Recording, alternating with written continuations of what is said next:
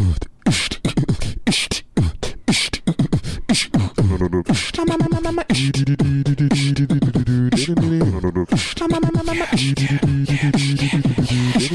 bang bang, comedy bang bang, comedy bang bang, comedy bang bang, comedy bang bang, comedy bang bang, comedy bang bang, comedy bang bang,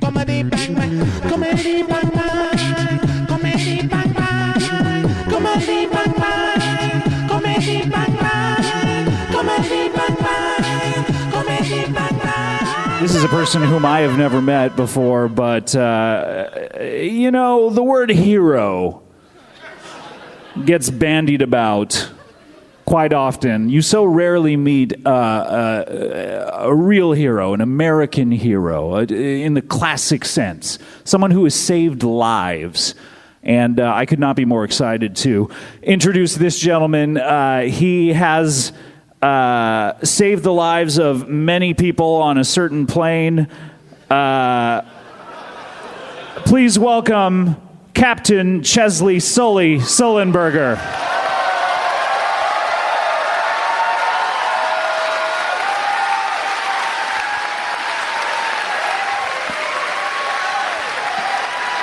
Da da da da da da da da da da.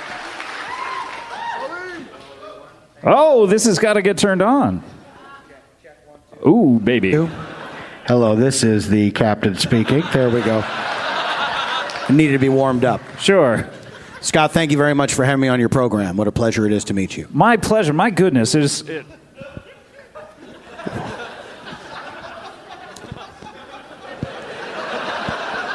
Should I be doing what you're doing? I'm not used to land microphones. That's better.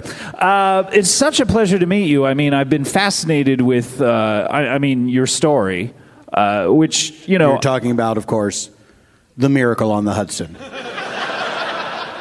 That is what they nicknamed it, yes. The miracle on the Hudson. Describe, first of all, for those people who don't know exactly who you are, and I can't imagine there is such a person out there, but it defies credulity, but let's just see, perhaps there is one. Just fill them in. Exactly what did you do? I'd be happy to do that, Scott. It was January 2009, and it was a routine flight. We were leaving... When you say that, can I interrupt for 1 second? When you say routine flight, I hear that a lot. Mm-hmm. Routine flight. Mm-hmm. Are there out-of-the-ordinary flights? There are. Where a pilot says, oh boy, this one is weird. There are, yeah. I'm about to tell you about it. But...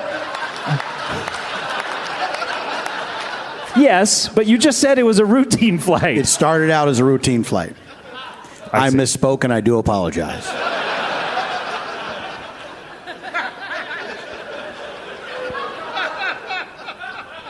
It was a flight that began like any other. On the ground. That's exactly right. We'd only been in the air for a very short time before we suffered what is known as a bird strike. That's not funny, that's what it's called. That's the actual term. I think the problem is they're imagining birds going on strike. And it's a funny image. I tell you what, I wish they would go on strike. Because if this is their work, then I don't care for it. And whatever they're getting paid to do it, it's too much. Bird strike is, of course, there are many different types of bird strike. This particular one was a goose, a filthy goose, maliciously flew into one of our engines on some sort of kamikaze mission.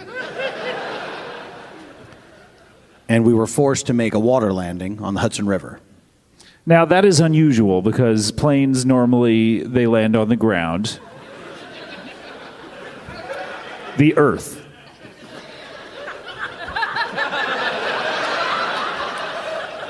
I didn't know we needed to cover the basics of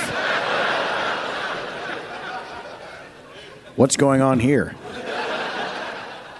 Hello, are you a young man or a young lady? We can't see you. Here's a better question. Are you authorized to be recording this show with a camera? What's that? Yes.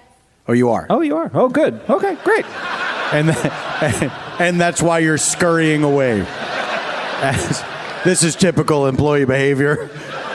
Hey, we need you to shoot the show for the theater. Okay, but if anyone calls you on it, run away.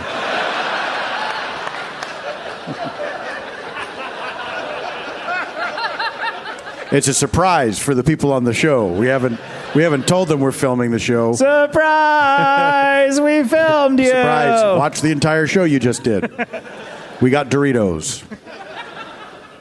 So, yes, that was what they called the miracle on the Hudson because there was not a single fatality. Everyone got out of that okay. There was one person hospitalized overnight, but that was the worst of it. And what were they hospitalized for? For not death? Extreme vomiting. Extreme vomiting. They just, boy, oh boy, went through 8 bags during the whole procedure. That's kind of them to do it in the bag. I suppose it's kind. I mean, when I hear extreme vomiting, I just think like, ba ba ba ba ba ba ba ba ba ba ba ba. That is extreme in a way, certainly. But this is much in the way that bird strike is a specific term. Extreme vomiting in airline circles is a very specific term. It describes someone who just won't stop vomiting. A real 8-bagger. It was 8 bags before we even landed. Whoa. Then the seasickness started once we were on the water. Wow. So it must have been hard to land it on the water. I know things are meant to float, but... Not everything's meant to float, Scott. Rocks. You got me there. Sometimes you'll see one sticking out of the water, but it's because it's... It's a really big rock.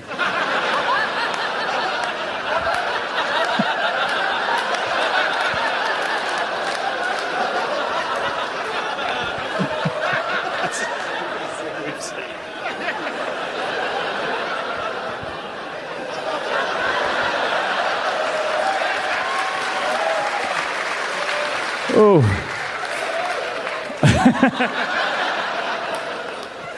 Getting late. But what I read about the I keep wanting to call it a case. It's not a case. It's not. It was no mystery. A disgusting goose scuttled our flight. Case closed. What I read about it is that it's very hard to hit the water in such a manner that it doesn't like flip over the plane. It's very true. It's a very tricky landing, but luckily I went to flight school, so we were prepared. I don't mean that sarcastically. I mean, this is in flight school. You're prepared for every single eventuality. They train you for this eventuality, but then indeed. You never think that it will ever occur. You hope that it won't. Mm-hmm. But if it does, you also hope that you have retained all the knowledge from flight school, that you're ready to land the passengers safely on the water. Mm-hmm. And how many flights have you undertaken in your entire career? And I don't mean to say undertaker like like the guy who has dead bodies. I know that's probably a curse for a pilot. Can I ask what you're talking about? I don't know if that word gives you the willies or anything. I should just. No, I'm familiar with the English language, so I understand that words can mean different things at different times. Sure, okay. Words that sound the same, they're in context, it means something entirely different. Let me simplify it down for you. How many flights you do? Okay. I've done hundreds, if not thousands, of flights. I mean, it's what I love to do. I love to fly, and I'm lucky to have that as a career, and I'm lucky to have some amazing training. Yeah, where did you train? What kind of where did you actually go to flight school? I went to flight school in my hometown, and sounds beautiful. It really was. It was a short commute, terrific. I still lived at home. Hey, if you lived here, you'd be home by now. Exactly, and I was. But flight school was... what did you train for? What was your training? Well, we trained for everything. You know, there's all sorts of emergency landings that you have to make. There's all sorts of evasive maneuvers you might have to do in case you're going to be approaching a solid object or another craft. We had to spend a night in a haunted house. You have to spend a night in a haunted house. Yeah, that's a very common thing for first-year cadets. You spend a night in a haunted house, and a lot of guys, you know, they and gals wouldn't make it through the night. Meaning they would run out. Terrified. They would run out of the house. Yeah, because it was a genuinely haunted house. It was terrifying. Right. It was very scary. And the idea being that if you can deal with the pressures of a haunted house, you can probably do a water landing. Wow. Where did they find a haunted house? Was that in your hometown too? No, that was not. We had to fly to Budapest for that. Seems like there'd be something more local. Well, not a real haunted house. This was a genuinely ancient haunted house, almost a castle. And you know, we got in there and we thought, well, this is beautiful. It's a wonderful place. And did you not know what was about to occur? Well, it was daytime. We had been told the house was haunted, but of course none of us believed it because we're rational people. And then the sun went down, and boy, that house was haunted.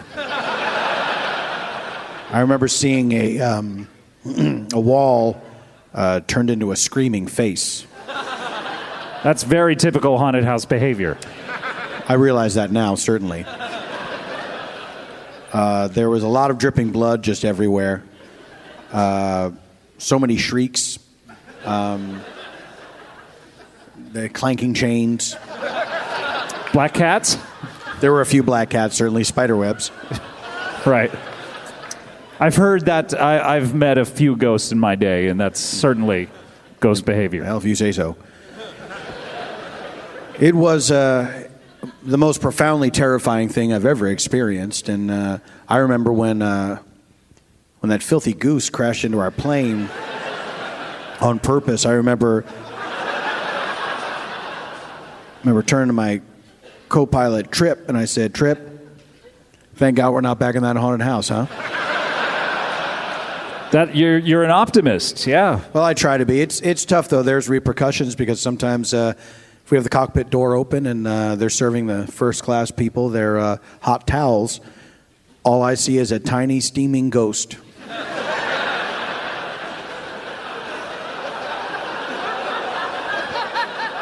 I have to remind myself, no, that's not a ghost, it's just a towel. Right.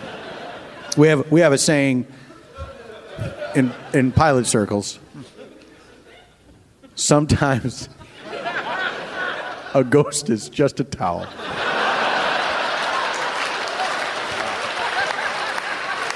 That can mean something for non-pilots too.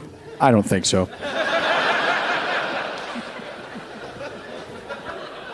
Your problems seem so big, but they're not ghosts, they're just towels, you know? I mean, you can try to do that, but I don't think it'll work. Okay. So what else did you train? What were some of your other training regimens? Oh, let's see. We had to know how to properly dock for in-air refueling. That's very tricky. That's where other planes will come up next to you and just sort of like sidle up and be like, "Here, take some fuel." It's somewhat like that. I mean, if that helps you to understand it, then yes. Things like that. We had to. Does that happen because you forgot to fill up before you left? That is the most likely scenario. Yes, that someone just forgot to fill. But the problem is, a plane is very big and it's very long, and so. And I don't know if you've ever seen the inside of a plane, but there's just a million gauges. So. You might forget to look at the one that says how much fuel is in there because there's so many gauges that you have to look at. Mm-hmm. So it's tough. It's always, we try to remind each other. Like, hey, if I don't remember, you remember. Exactly. To look at the fuel gauge. Like we'll be at the bar, and Certainly the night before a flight, maybe. No, it'll be the right before the flight. We have a little gag that we do. We get the bartender. The bartenders will always give us non-alcoholic drinks, but it's a thrill for us to freak out the passengers. Right. So we'll put them in the regular glasses. Yeah, it's just an old pilot's trick. Yeah. And then we'll play it up like, oh boy, I sure drank a lot of drinks. Has that ever backfired on you where they forgot to make them virgin drinks? On a few occasions, yes, but in that instance, what we're required to do is, of course, drop the gag, and we have to make an elaborate show of spitting the drinks out. We yell at the bartender, and we tell him we're going to have him fired. Do you follow through with that? Is the bartender fired in that? No, he's just doing his job. Oh, okay. I mean, people make mistakes. Sure. But we will make a big show of it for the people, and then we'll go around to the people in the airport bar, and we'll say, did everyone see what just occurred? This bartender gave us real drinks. Then I have to explain the whole practical joke. And that ruins it for future flights, I would imagine. We ask people at the end, please don't tell anyone that we do this fun trick. Great. But so there's a lot of stuff in flight school, just basic stuff. We had to fly a nuclear payload into the sun one time. Into the sun? Yes, we had been told, and this is not, they don't still do this in flight school. This was a special case where we were told that the sun was going to die by the end of that week, and so they just got, the government secretly got just anyone who could fly a plane at all to be a part of this program to take nukes into the sun to reignite the dying star. And we were very close. We were very close to just flying right into the heart of the sun, and we were all going to do it. That was what we'd signed up for. To save the human race. To save the human race. Sacrificing yourself. Yeah, and then we got a message from. Was it a text? No, it was a radio message from Mission Control, and they said, "Hey guys, super sorry, but someone's calculations were off, and the sun is fine." And so I remember just pulling up on that throttle and just narrowly missing the sun. Well, obviously not that close. I mean, the thing is, you don't get that close to the sun before you burn up, and so, we were just kind of. This whole thing came together very quickly, and so we probably wouldn't have made it, and had the sun been in fact dying, we probably wouldn't have ignited it, but we had to take that chance. Sure. I bet you got quite a suntan getting that close to it. I'd say second-degree burns. Is that what you mean? It's not as fun, I guess. It wasn't fun. Yeah. Wow. To be fair, it did fade to a nice tan after a while. I thought so. Anything else, or was it? What more do you need to know about flight school? We've been talking about it for 15 minutes. Well, trying to give I appreciate. Try to give you breathing room. I appreciate you have such an interesting life. I could ask you so many questions about your past, but what I'm really interested in is your future. I mean, you're this hero pilot. You are a national celebrity at this point. What do you do? Can you still fly planes, or what do you do? I still do fly planes, and it's my pleasure to do so. But I am taking fewer and fewer flights because I'd like to start. I'd like to start something new, which is I'm going to start writing.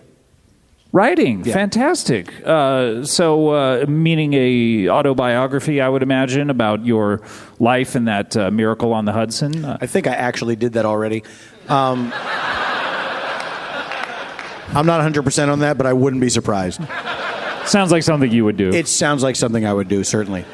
No, I'd like to write some fiction. I have an apartment here at O'Hare Airport, and where's I'm trying to picture it. Where are the apartments? There's only one apartment, and it's mine. Oh. And it's right around United Gate 31. Is that the one with that Sbarro's? Shh. Okay. Don't blow up my spot. So I'm going to start writing a series of mystery novels. Mystery novels? Yes, I was inspired by the...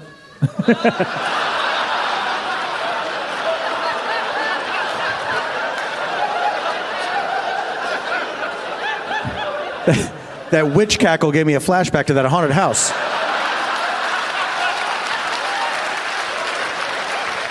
You're safe here. You're safe here. I hope so.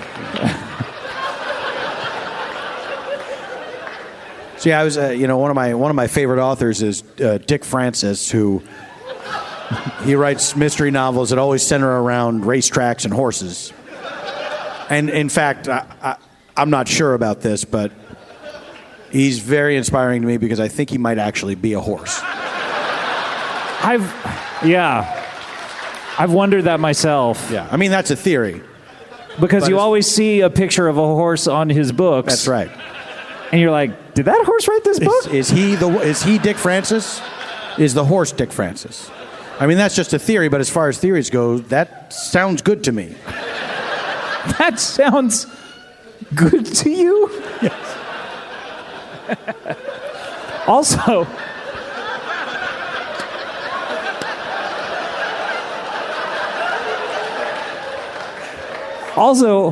horse dick. You know? Beg your pardon? Horse dick. Why are you saying that to me? That's a clue. That's a clue. Horse dick. So you're saying he's sort of hiding in plain sight? Yeah, it's like he wants us to know.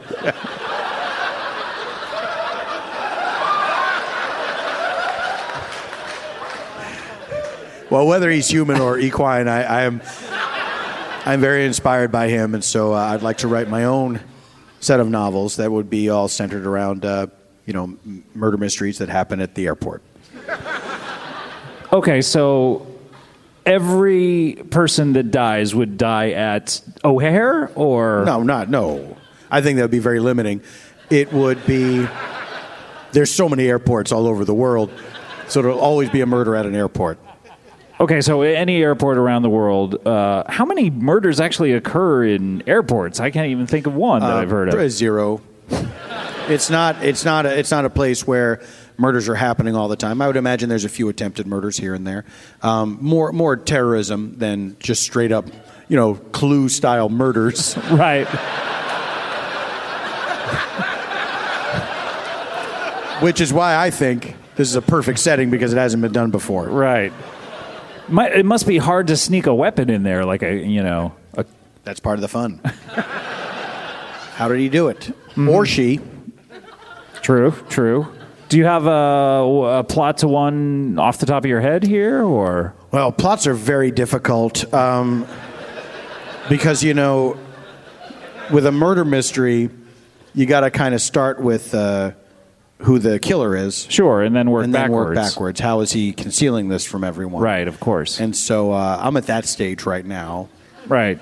So you know who done it, as they say. Exactly. And right. The hero is a retired airline pilot, and they bring him in for these murders. And what is the retired airline pilot's name?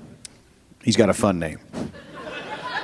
It's very heroic sounding, but also with a hint of mystery to it. His name is Charlie Stillman Stillmanberger. Charlie Stillman Stillmanberger. That's correct. That's correct. That sounds good to me. Thank you. Thank you very much. So he sounds very dashing. He is. He's a man in his I would say probably his 60s. He's got gray hair, gray mustache. Still wears his pilot's uniform. Mm-hmm. Everyone loves him. He's a real hero because he once performed an amazing water landing. They call it a water landing, but it was really because there's no term for this. He landed on the top of some lava of a live volcano.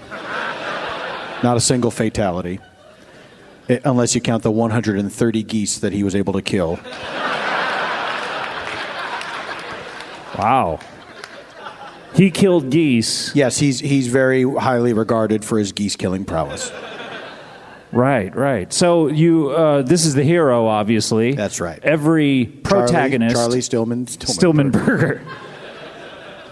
Every protagonist needs an antagonist. Who done it in this book that you're thinking of? In the initial novel, and this is a bit of a spoiler, and much like in the airport bar gag scenario, I'll have to ask you, please don't tell people, because I am about to reveal the ending of my debut novel. It was a wealthy businessman was murdered by a goose.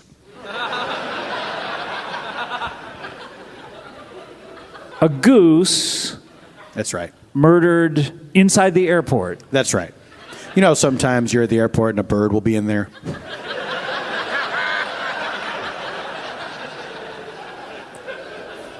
Once, maybe I saw a bird. Right. Well, a goose is a bird. How did the goose murder this wealthy businessman? Well, I can't give away everything, but I can say this. You can say this. I can tell you this. It's not impossible for a goose to get a garrote wrapped around its disgusting webbed feet with enough slack to get over a man's head and around his throat. And then if he just flies away in the other direction as quickly as possible, it'd choke that man to death. Wow. This sounds gripping. I mean, this is a real page turner. I hope that people find it so, and if they enjoy that, I really hope that they will be on board for more in the Charlie Stillmanberger series. Yeah. Because every single novel that I have planned, the murderer will be a goose. Are the other suspects geese as well? No, there will be all sorts of people. People from all walks of life, you know, you'll have... Sure, a French person. A French person, for example. Mm-hmm. A Roman Catholic priest. A pregnant woman. A goose. And Charlie Stillmanberger will go around interrogating all of the suspects. He will for a show, but he knows it was that goose.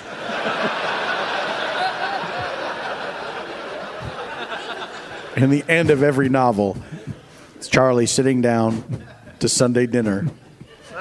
Guess what he's eating? A goose. A fresh goose. Wow. This is fantastic. I can't wait to read these. I hope you enjoy them. I can't wait until every goose is erased from planet Earth. Isn't all of nature, though, like checks and balances? Nope. Okay, asked and answered. Look, Scott, I get what you're saying, and I think for the most part that is true. But when it comes to geese, we have ducks. Why do we need them? I guess I haven't really thought about that. I mean, it all depends on what they eat, right? You know, like if they eat things they eat the same things that ducks eat. I mean, who cares? Right. Also, these geese, they just have this burning desire to take down planes. I don't know what kind of god would create such a monstrous creature, but geese have declared war on us, and I say enough. It's time to wipe them off the face of the planet. I'll do what I have to do. At the very least, I'm not going to make it easy for them. And so I'm going to hunt down every goose I can find. This sounds like a side hobby.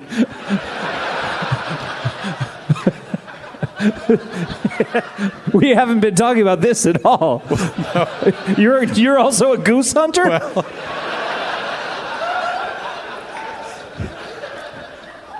Scott, this is something I feel very passionate about. I hate geese. Mm-hmm. I can't abide them. And I feel that they must be eradicated. So, I mean, I am going to work on these novels. Sure, in your spare time. But My main focus is to instill fear in the hearts of every goose on planet Earth. So you want to instill fear? Are you hoping they commit suicide? I thought you were trying to kill geese. I can't realistically kill every goose, but if I can scare enough of them through, of course, murders, I'll murder geese, but also just shock and awe tactics just to frighten them. Hopefully the word will spread in their stupid honking language. And the geese will tell other geese, hey, stop flying into planes because they're not taking it anymore. They have a champion. And his name is Chesley Sully Sullenberger. Well, God bless you, sir. That is fantastic. Thank you so much, sir. Thank you, Scott. For your service. Thank you.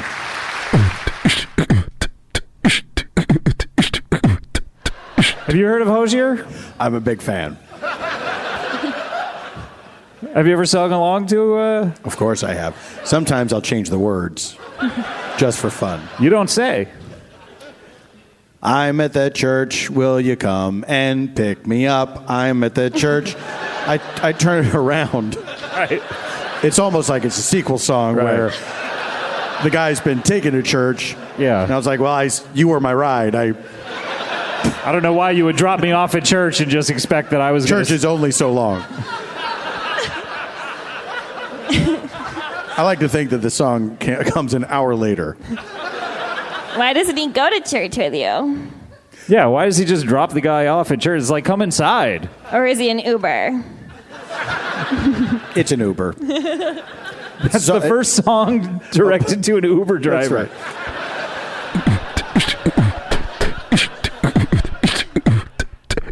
Maybe you could fly us in your plane. You can put my bike on it. I'll see if I can do that. I unfortunately don't own my own plane, but we are allowed to take the planes out sometimes for special occasions.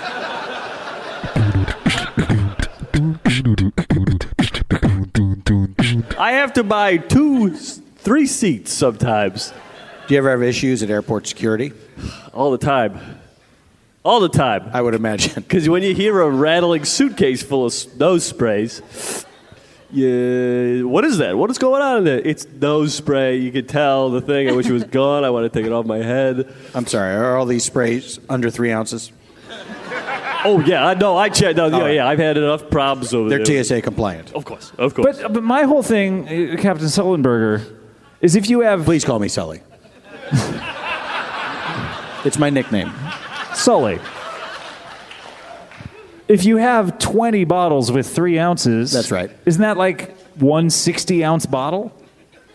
No, because that would be one 60-ounce bottle.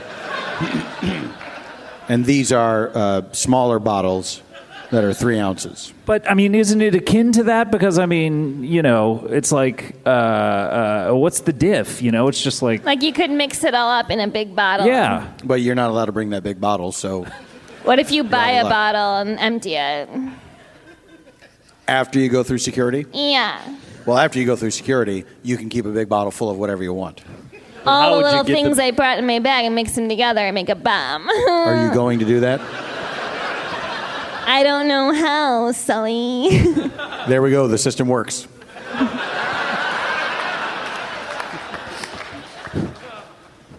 Do you see many people bringing in just big empty bottles through the security? You'd be surprised. Do you work at security? I don't. Oh. You never get down there and get your hands dirty? Well, I have to go through security. Right. Well, that's good. Myself, and I get to cut in front of everybody, walk They give right you a past little, them. little leniency with the 3 ounces? I will confess that sometimes I brought 5-ounce containers. No. Wow. He bad. Wow. Of what? Pretend liquor, because sometimes we'll do the Sure. gag for the passengers on the you've talked plane. about the gag. We did that around the time the movie Flight came out. Right. We were all doing it. We'd Yeah. stumble out of the cockpit, pretended to drink Jack Daniels. Is it true that when you're on a plane, they don't let you watch a movie where there's a plane crash? No, that's absolutely not true. Cool.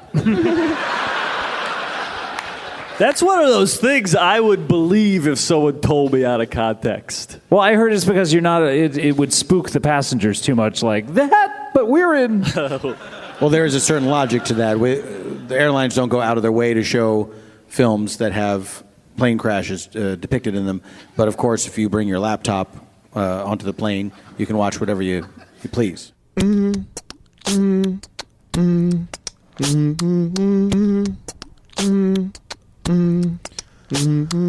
Comedy, bang, bang, comedy, bang, bang, bang, bang, with a comedy edge.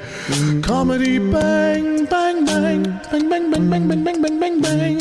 You're listening now to comedy, bang, bang. He's an American hero.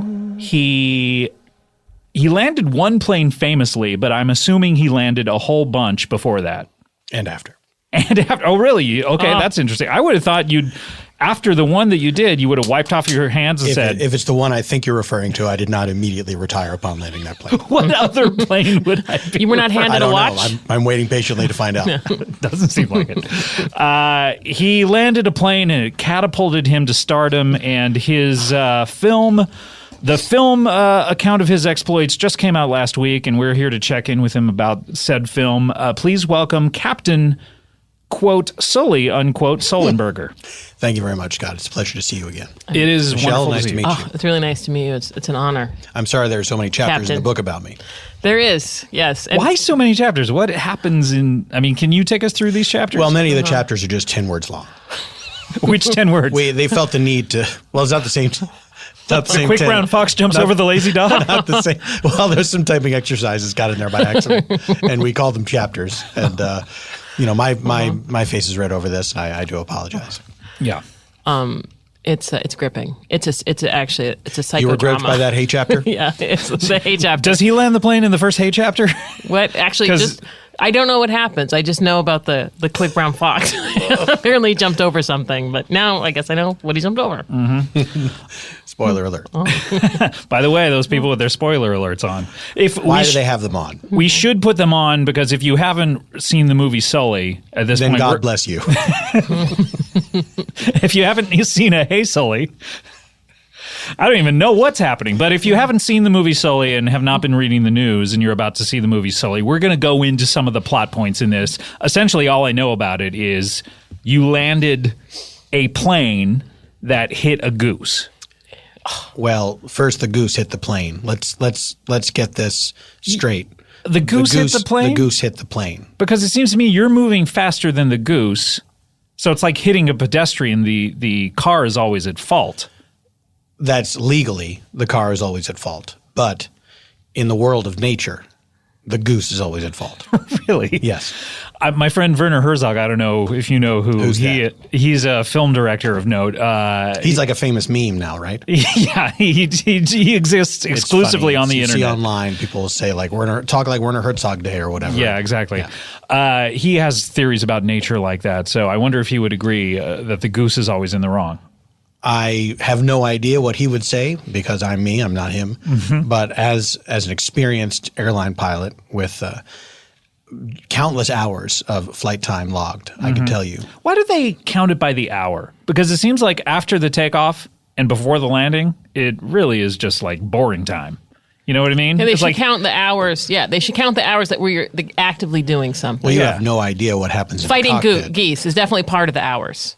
yeah, no, if a goose suddenly pops up and you're like trying to avoid it, count it Yeah. for the 30 Maybe you seconds. didn't have enough of those hours, and that's why you hit the goose. I feel as if you two are having a conversation, but occasionally looking at me as if I've been participating, but I have not. So you've arrived at a conclusion that had nothing to do with me or my experience as an airline pilot. Well, we agree, Yeah. obviously. So if Who you, does? Michelle and I Yes, you are do. definitely on the same page. That's correct. Have you seen the Werner Herzog documentary, Goose Man? Goose Man. I get it. Tell me yeah. about this film. I think well, it ends rather poorly. How? Well, this goose, he hits a man. Right in the mouth. Right. Well, you didn't have to tell me that because that's what geese will always do. Yeah. They're filthy birds, and they long for the destruction of humanity. Right. Now, we Said that very dismissively, but it's a passion of mine. I need to spread the word that geese are monstrous creatures. Well, they're one reason that we humans don't pay that much attention to them is You're fools.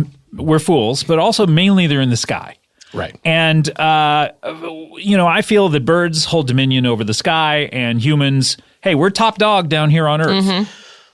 There may be a time when that was the case, but that, of course, was before Kitty Hawk changed everything, and now mankind has dominion over the sky. I would go as far as to say even what's above the sky, we've been to space. There's not one goose that has been to space and returned and lived to tell the tale. A lot of geese been to space. They may have gotten up there. Sure. They may have gotten up there. Sure. But they choke their little geese necks. They asphyxiate. They choke their little geese necks. And they're never heard from again. But what about what's above space? Heaven. Who's in charge of that? Jesus Christ, if you believe, magician. Yeah, if you believe, what's that? Jesus Christ, magician. That's the church that Michelle and I belong to. All right. I think actually geese actually think they skip space. Then they actually have the ability to travel over space and then into our dominion of magician heaven. When you go to heaven, do you think that you will travel through airspace and then regular space and then get to heaven, or is it like you are teleported like Star Trek? If there is a heaven and I get to go there, I do hope that I go there via plane. And this time as a passenger. Wow. If not you, who, by the way? And if not now, then when? But I mean, if you're not going to heaven, none of us are going to heaven. Well, that's kind of you to say. You've saved the souls. How many souls did you save? Oh, how many fit on a plane? 248? That's right. You saved 248 souls. That's right. That day. And ushered in some new souls because I believe there were 3 child deliveries on that flight. What? Oh, in the process of... That's part of the miracle of the Hudson. Wow. Yeah. Why didn't... They don't talk about that. No, they don't. You delivered 3 babies? I did not deliver 3 babies. I heard 3 babies being delivered behind me as I was landing the plane. Also in the midst of the landing, so then they were just fished out with everybody else. Were they already out? Or well, was they were not. Of course, the little backstory on me. My name is Chesley Sully Sullenberger. I'm an Chesley? airline pilot. Yeah. Did they go into that in the movie? Are you sure it isn't Chelsea? Yeah, it's the first third of the film is my first name. Chesley. And it's not Chesley. Not Chesley. That's not a name. That sounds sort of like, a Dudley Do-Right villain or something, like Chesley. If you like. I do. I'm happy for you. But it's Chesley. Chesley.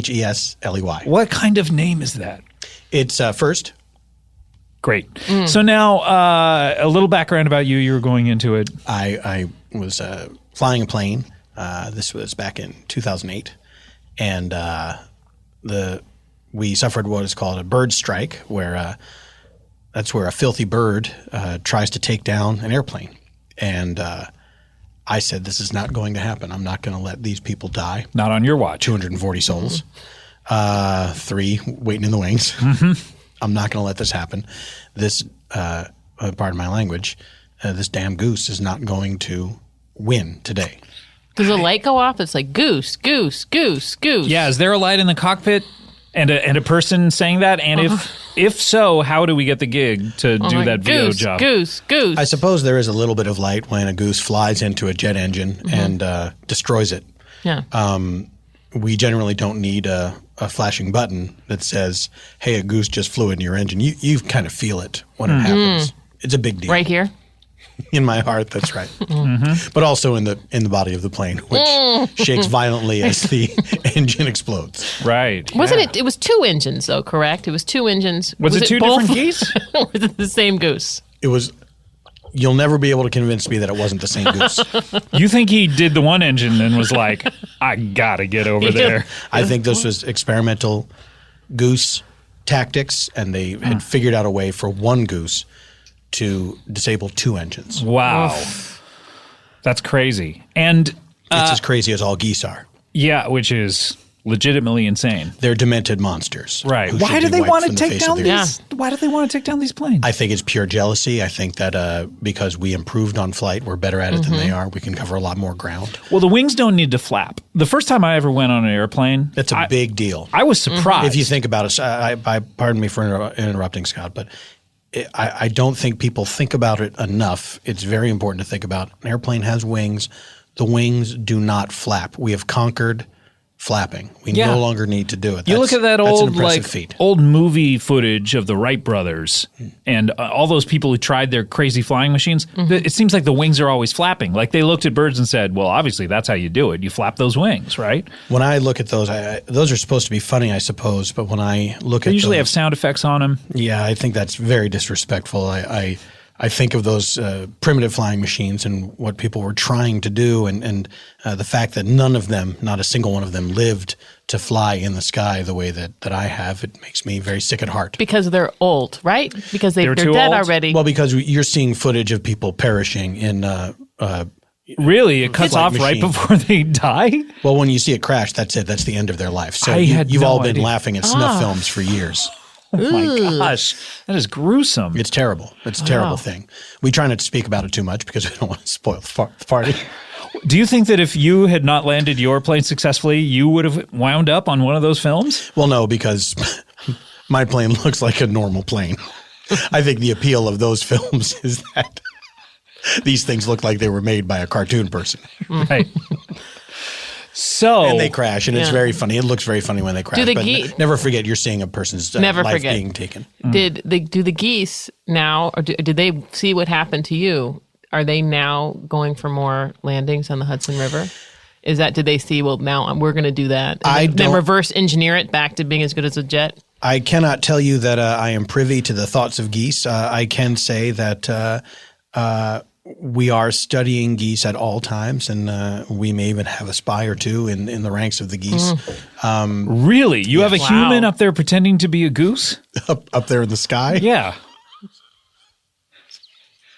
Or what are you saying? Down here in a pond? Or is it a goose? Or have you like figured out to actually communicate? Do you have a goose do you have speaker? like a Manchurian Is it a goose today? speaker? We have Some sort of Native American? I can't give too much away, but I can say that these geese have no idea that a spy lives amongst them. Are you afraid to talk about this too much? Because do geese listen to this podcast? I don't know. We've I never wouldn't tracked be a bit that. surprised. I wouldn't be a bit surprised. And you should definitely look into the data and see if geese are downloading this podcast. Wow. This is incredible. Geese, I feel as if geese are spying on us all the time. And From up above. from Or Their within? vantage what point. better vantage point? Is there are there moles? I know this is getting confusing, but are there moles? Geese moles? geese pretending to Among- be human beings? Wait, are Amongst these us? moles pretending to be geese? Geese pretending to be moles, pretending to be humans among us right now There's at Earwolf? There's an uneasy alliance between geese and moles. Of course, the moles are doing the opposite. of Moles what are geese do. underneath. Yeah, They're going- exactly. Oh my god! And so you would think they have nothing in common. And but if humans were to ever invent large burrowing machines, the moles would be flying into the engines of those. And we're well, gonna have to here's do the that. problem. We have done that, of course, and we've burrowed into the earth, under the earth, and I think coal miners are proof that that Subways. is- subways. I think there's a number of things you can point to that prove we have successfully mastered going under the ground. Sure, but we're Teenage not. Mutant Ninja Turtles. Basements. Yeah, but we're not like traveling. At the rate that planes are. Hyperloop. Oh, I get That's true. it. The channel. What Also- is it that you get? Hyperloop. But now She said I- Hyperloop. Chesley. Hyperloop is going to be. Isn't that going to be underneath the Earth? Do you just worry about planes? I see. I just worry about planes. Okay. Okay. I've never owned a car. I've never learned to drive. Wait, you fly everywhere? Fly everywhere. So where have you? Never taken a train in my life. I don't know what a bicycle looks like. Wait, have you seen a tricycle? Of course I have. Okay, chop off a wheel. Which one? Not the front one. And then turn That it seems a little. important. Turn the wheels. Yeah. as if You have it was to- in Center, balance. center the wheel, center the back one a little bit. Oh, I see. Like a penny farthing. Yeah, exactly. So when you leave the house to get to the airport, how do you get there? I walk. Oh, okay. Well, I'm retired now, so thankfully that's behind me. That's right. You and we'll get to the movie. I think after the break and talk about that. But is that in the movie? You walking everywhere and retiring?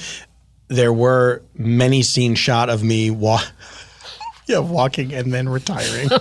There were many scenes shot Walking of me. to your retirement? There was, of course, a scene of a shot of me walking to my retirement, but that was cut out of the film. Right. It was deemed too long. Right. Well, it was to time. It was like an episode of 24. The movie takes place in real time. Okay. We'll talk about the movie soon. I want people to know your background. Filthy Goose attacked you in a terrorist attack. But not Filthy Goose. What do you think about the phrase silly goose? Does that bother you? Yeah. I think it is a construct by geese themselves to lead us to underestimate them. You don't think it's like when Obama calls ISIS ISIL, in order to just, denigrate them? Yeah. I think it is something that geese have done to lead us to underestimate them. But make no mistake, there's nothing silly about a goose. So you silly goose. You cringed. No, I understand the phrase. I'm saying that it's not good. Yeah. It's not good. You wouldn't say Hitler was silly. You wouldn't say, silly Mussolini, although it sounds similar. Yeah. Mussilly. Mussilly, yeah. Right. And also fusilli, the pasta. I feel like I kind of capped it with Hitler, but if you want to go back to Mussolini. Okay, sure.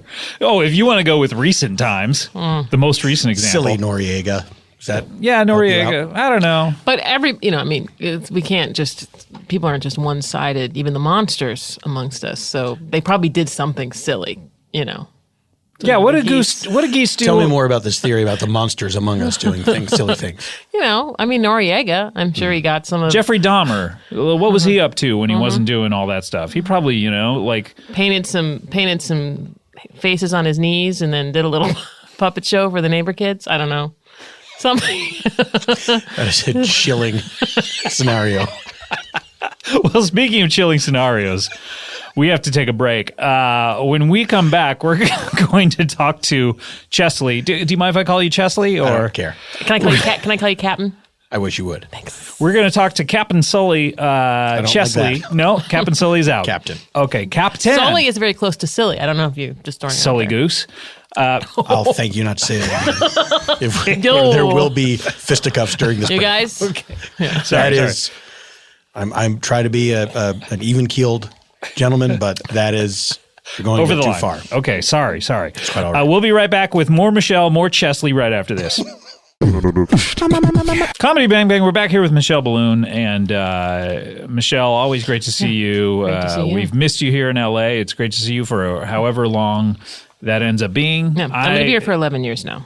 11 more years. 11 more years from today. 11 years exactly. I'm going to leave again. Exactly, really. So you're going back on, September-ish, 13th-ish is when we're, not to... Yeah. Spoiler alert, people. I'm so sorry, but we're taping this on the 13th. And we have a man named Chesley here who is... there's a movie about him not named Chesley. I think that's kind of weird. Why do you think that? Well, I mean, your name is Chesley, and then we're supposed to see a movie about you, and it's called Sully, Well, Sully is a nickname. Of course, it's shortening my name, Sullenberger. Which is another thing. It's like, what about Burger? Yeah. People love burgers. Why not call you Burger? Hey, Burger. Well, you turned your head when I said that. I think. Have people called you Burger? Well, Did you make up Sully yourself because you did not like it when people called you Burger? That happens. You can't pick your own nickname, Sully. I will. You can pick your friend's nose. I found out. Yeah. Is there a question that I need to answer? Or? Yeah, it's about the burger of it all. Okay, yes. There have been people, of course, over the years who have called me Burger, but it creates confusion, especially as In the marketplace? yeah, exactly. They think that What is the index today? Did anyone ever call you, and this is a little impertinent, a little rude, but Fur Burger? And I apologize, but I'm trying to get to the heart of you as a person. Did that ever happen to you? it hasn't happened yet, but of course, I'm not going to say it's never going to happen because all things are possible. So none of the pilots just joshing around with you. Hey, Furburger. I mean, it sounds kind of loving. I mean, if you're... In a way. Mm-hmm. Anything can be loving if you say it in a loving way, I suppose. But no, none of my colleagues ever called me Furburger. Okay. And the movie, does it go into this or no? Yes, it does. It does, really? There are 3 scenes where we talk about how no one calls me that. Oh. Those were Okay. cut out because it seemed they seemed extraneous to the story we were trying And to perhaps tell. redundant. Well, certainly the third one. Yeah. The second, If you were maybe gonna- artistic license. We maybe could have gotten away with 2, but 3 Sure. seemed like too much, and then we realized we probably don't need it at all. Right, yeah. Also, the movie's just about me. I was not involved in the making of it. Right. They did consult me now and again. So you were not involved in the making of the film? You don't star in the film? Oh. I do not star in the film. The role of Chesley, Sully, Sullenberger, me, is played by the Academy Award-winning actor Tom Hanks. Oh, American icon. favorite uncle, Tom Hanks. He does a wonderful job in the film, and I couldn't be more pleased to have him play me. And in fact, I'm so thrilled about his performance that what I would like to do is have him play me in more films. And so what my goal will be, since I mean, I'm retired now, and you know, there's not I don't know what else I could do that would inspire a movie in order for him to play me again. So what I'm going to do is try to do things that he's already done in movies so that I can say, well, he's playing me because I did that. I see. So let's think of some of the things he's done in movies. He went up to the top of the Empire State Building. That's right. I've done it. You've done it. Yes. Okay. So I can watch Sleepless in Seattle and say, well, that's based on my life. Okay. Michelle, you have... Oh, I also owned a gigantic bookstore chain. Did you really? Yeah, very briefly. I only owned it for 48 hours. But it counts. But it counts. Yeah. And do you this? I hope. I don't know. Are you going to jump in a volcano? Well, that'll probably be at the very end. Yeah. That'll The very probably be last thing you do? Because yes. I'm concerned for you, Sully. Thank you very much, Michelle. Notice I called appreciate you that. Sully. I did notice that. Yes. I'm trying. Are you going to buy an eyesore of a house that needs fixing up? A money pit, if you will. Sure, sure. Oh, If you money will, pits. Well, sadly, I've already done that. That was before I even started this project. Oh, okay. Okay. What about, look, this is maybe a little difficult to talk about, but contracting the HIV virus? Oh, That's going to be right before I jump into the volcano. there you go. Solve that problem. Two birds with one stone, which is my favorite expression in the world. Yeah. Are you going to 2 geese with 1 stone Oh, yeah. would maybe be a little better. Well, I wish. 2 geese with 1 plane? I tried to get that going for a while, and it didn't happen. Tom Hanks, I mean, he exhibits in his personal life the kind of goodness that we have come to associate with you, Chesley. Thank you. So it's a natural fit. So it's a great fit. How do you feel the film was? You've seen it, obviously. Were you invited I've seen to the film several times. I was premiere? invited to the premiere. They had to give me, of course, a heads up when it was going to be taking place so I could walk there. Where did you walk from? Where do you live now? You know, I live here in America, Oh, okay. So it must have taken a while. in the New York area. Oh, Okay. Wow. In one of the 50 states. Did you run? That's So then right. that could have taken care of another movie. Oh, yeah, the Forrest Gump. Yeah, you could have. I wish I could have talked to you been before the premiere. running. I wish I talked to you before the premiere. I am learning ping pong, though. Oh, you are. Yes. Oof. How's it going? Not good. Yeah. Not good. It's a gotta- hard game. Yeah, you It have really to be is. good or it doesn't count. That's right. I have to be very, very good. Do you have a new respect for those geese after trying ping pong and I trying, will never respect Okay. geese. Okay. Are geese good I at have ping the pong? same respect for geese as I always have had, which is 0. Did you? But there has to have been a time where you actually respect. We all respect geese at one point. We don't grow up hating geese. Scott, is this true? It's not. Do all people respect geese at some point? And then what happened? Michelle is saying this is I this is don't a know. known This thing. is a basic It's human in- experience. This is Well, news to didn't me you- that Don't we all speak respect for geese. me We're in about the same- respecting Well, geese. I learned it in our religion. That's true. That's Uh-huh. true. No, Yeah, it's part normally people grow up thinking they're cute. They maybe throw them breadcrumbs Yeah. when they see them. That's disgusting. The idea of feeding these monsters. Why would you do that? If a vampire were to come around, a gaggle of vampires. Is that what is that what you call a sticking your group neck of out? vampires? By the way, a gaggle. I call them a murder. Yeah, you think that a murder would A murder be of applicable to vampires. them instead of crows. I think it's actually a parliament of vampires. Oh, okay. Is that an Anne Rice thing or Sure it is. yeah? What if they called it an interview of vampires? I'd support that. Okay, good. So it has your support. Yes. Okay, It's great. got the Sully seal of approval. The SS OA. That's correct. I almost said P. Why? Because proval, you know what I mean? It's like It's like S-O-A-P. Then it'd be soap. You can call it soap for short. Yeah, soap on a rope. Soap. How Soap about on that? a rope. You could sell those. Have you thought about selling soap on a rope? Because you're done. You're retired now. Yeah. And Social Security isn't a lot. Let's trace it back. Why would I be selling soap on a rope? Well, Soap. Sully. It stands for Sully, Ope on a rope. Sully, ope on a rope. Yep. Yep. And you could make the soap out of like dead geese that Yes. you murder. Here's the problem, as I see it. You two will go off on this word association jamboree. Then you turn to me and ask me a question based on this nonsense that you two have whipped Okay. up, but has nothing to do with reality. Doesn't it sound fun though, selling soap on a rope? Of course it sounds like fun. You gotta I'd be think of merch. I'd be lying if I said it didn't sound like a whole lot of fun. You just want soap without the rope? Would that be better? Gotta add a rope to I think this. we have that already, right? Dang it. Yeah, I mean, I would say 99.9% of the soap out there is ropeless. It's ropeless. What purpose does the rope serve? So you don't drop the soap so that, you know what I mean? I don't understand your noises. Oh, someone butt fucked. This just happens in your home? Yes. Is it a goose? Prison rules. If it were a goose, I'd believe it. My wife and I, we have prison rules at home. So But it's it has to be 3 geese stacked on top of each other to do it. in a though. trench coat. Just one goose. I would think that a goose's ability to fly would enable it to have sex with a human being if that person were bent over. It could get up there. I think that a goose could get up there. Yeah. All up in there.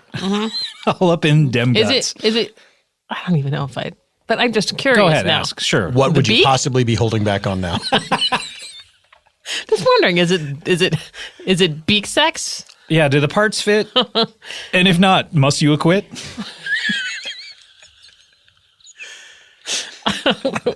I believe that geese are birds. Right. So they lay eggs. they lay eggs. yeah. Right. So Does the it lay beak- an egg in you? Not in me. Okay. All right, Chesley. I'll tell you that right now. No goose is laying an egg in me. All right, Chesley. Calm down. Calm down. So, I apologize for my outburst. all right. So you walked to this film. You saw this film. That's right. I walked to the premiere. And the stars must have been out. Yes, it was a clear, cloudless night. My favorite. Right, of course. It's harder to fly when there's clouds, right? It's much, much harder. People don't realize that clouds make it very difficult to see. And that's why we're always trying to get up above the clouds. This is basic flight stuff that the common person is not privy to. But we as pilots, we like to fly above the clouds because there's more visibility.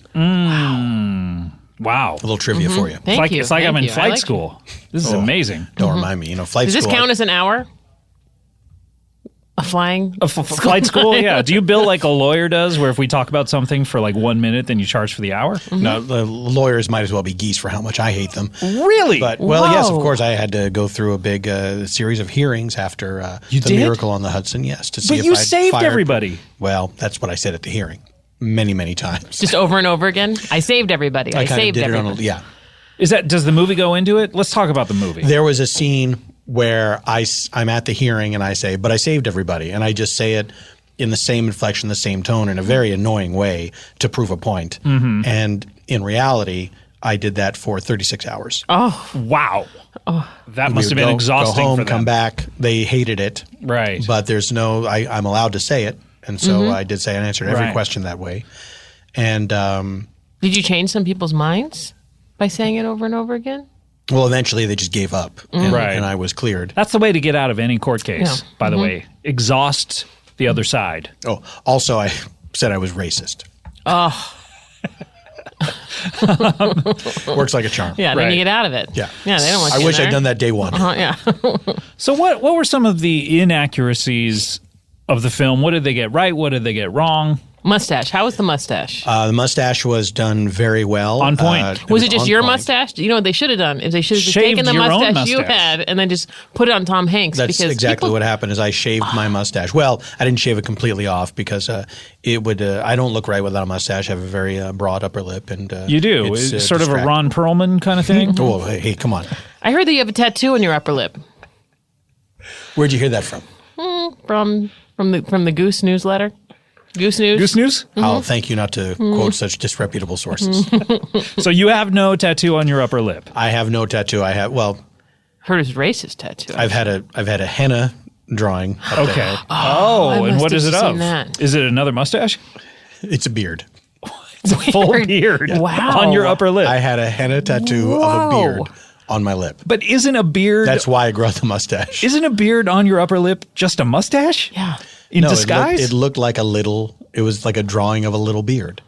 Right. A Yeah. drawing of a little beard. Yes. Yeah. Okay. I guess coming down from the from the ears. It was as if my nostrils had a beard. Oh. Right. But isn't that a mustache? Yeah, like a little tiny. I don't know why this needs to be said, but a beard is not a mustache. They're two different things. That's why we have the separate words. Sure, but we have separate words because they're in two different places. But it's Yes. essentially just hair follicles.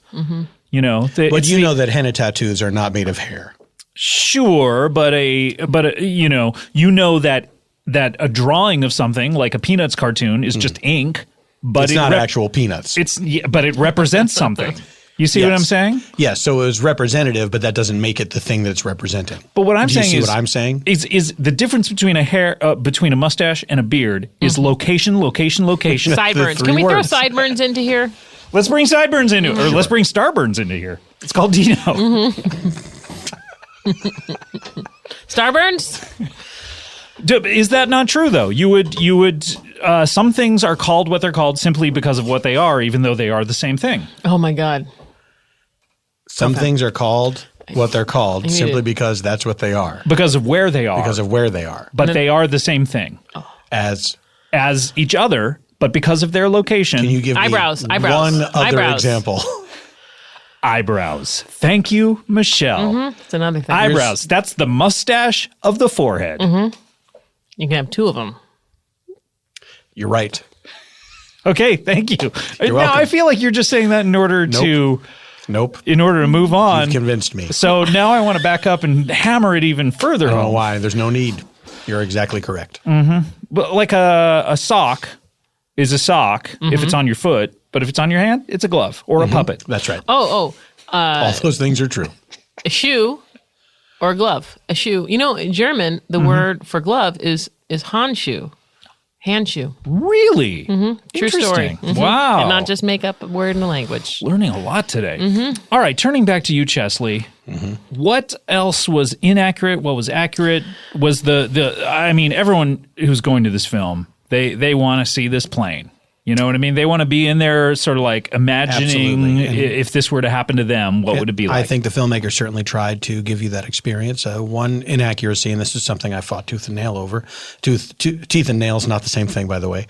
I fought very hard that this be represented accurately, but in the end, I understood that for filmmaking reasons, it had to be represented the way it was represented. We did not run out of the vegetarian entree. That's a big plot point of the film? Well, it's not a big plot point. It's just mentioned. But but didn't this accident happen within the first 3 minutes of your flight? I've never had dinner correct. served That's that quickly. That's amazing. That's why. So Wow. of course it would be absurd that we would run out of the vegetarian option. Yeah, We've that's only been in crazy. the air for less than an hour. Right. For less than an hour. Yeah, I thought it was like literally within the first 5 minutes or something. That's less than an hour. True. True enough. Gotcha. Hey, is this gotcha It's gotcha. interviewee? Exclamation point. It might be. It's gotcha answers. I gotcha answers. Right here. All right. So is that the only thing that's inaccurate with the film? Is that the only part where it veers off into inaccuracy and untruths? One other thing is that they show the goose flying into the engine as an accident, and that was something that I begged them to Show intent? How do you portray yes. that? How did you envision? Did you storyboard something like this? Is Oh, how, I did. I had extensive storyboards that I brought to the filmmakers. Did you make Did you bring these? them? Did you bring them here? Of course I did. Oh. Here they are. Okay. Oh Take a my look. God! Look at these. I got them in my Did you draw? Did you draw these? Here we are in my portfolio. I drew every single one of these. Wow. So that's like you're like George W. Bush. You're painting. Yeah, You're the geese. they're painted actually, which is amazing. The geese are eerily That's accurate. your only frame of reference for someone who's who's a drawn painter? something? Yeah, he's painting. I mean, it was an aberration from what he did. These are like George W. Bush's, the famous painter. But in his retirement, he's painted. Sure. The geese are eerily accurate. These are like every feather. There's actually a feather on them, which is like, I get it. You're using multimedia. Amazing. I'm surprised you didn't prove your point. Yeah, that said, everything else is like a stick figure. Well, they didn't like they didn't enjoy the word balloons. Right. I think that put them off. This one says there's a little word balloon coming out of the geese's mouth that says, "Hey everyone, I'm going to go fly into that plane." And then both engines. Yeah, fly in that plane, and then I'm going to take what's left of me and go in the other plane. Right. I mean, the other engine, not the other plane. There's First of one all, plane. that's just bad dialogue. I mean, there was. Well, it was a suggestion. It wasn't meant to be literal dialogue in the film. It was sort Right. of just saying, here's the type of thing. Yeah. You know, I'm not Right. going to give. There's a tilde before it, so you know it's like. Secondly, I have to say that do any of the other animals in the film talk at all? Are they personified? Well, of course not. Are there other animals on the plane? Did they try to stop the geese? Yeah, is this a talking animal type of movie like Dr. Dolittle or something? Animals, of course, do not talk. However, I feel that geese communicate their evil intent so clearly they may as well be speaking. And often I feel as if I could hear them saying things. Wow. So when you're on the plane, you feel like you can hear geese saying stuff? I'll look out over the majesty of a clear blue sky, and I'll see a goose in the distance.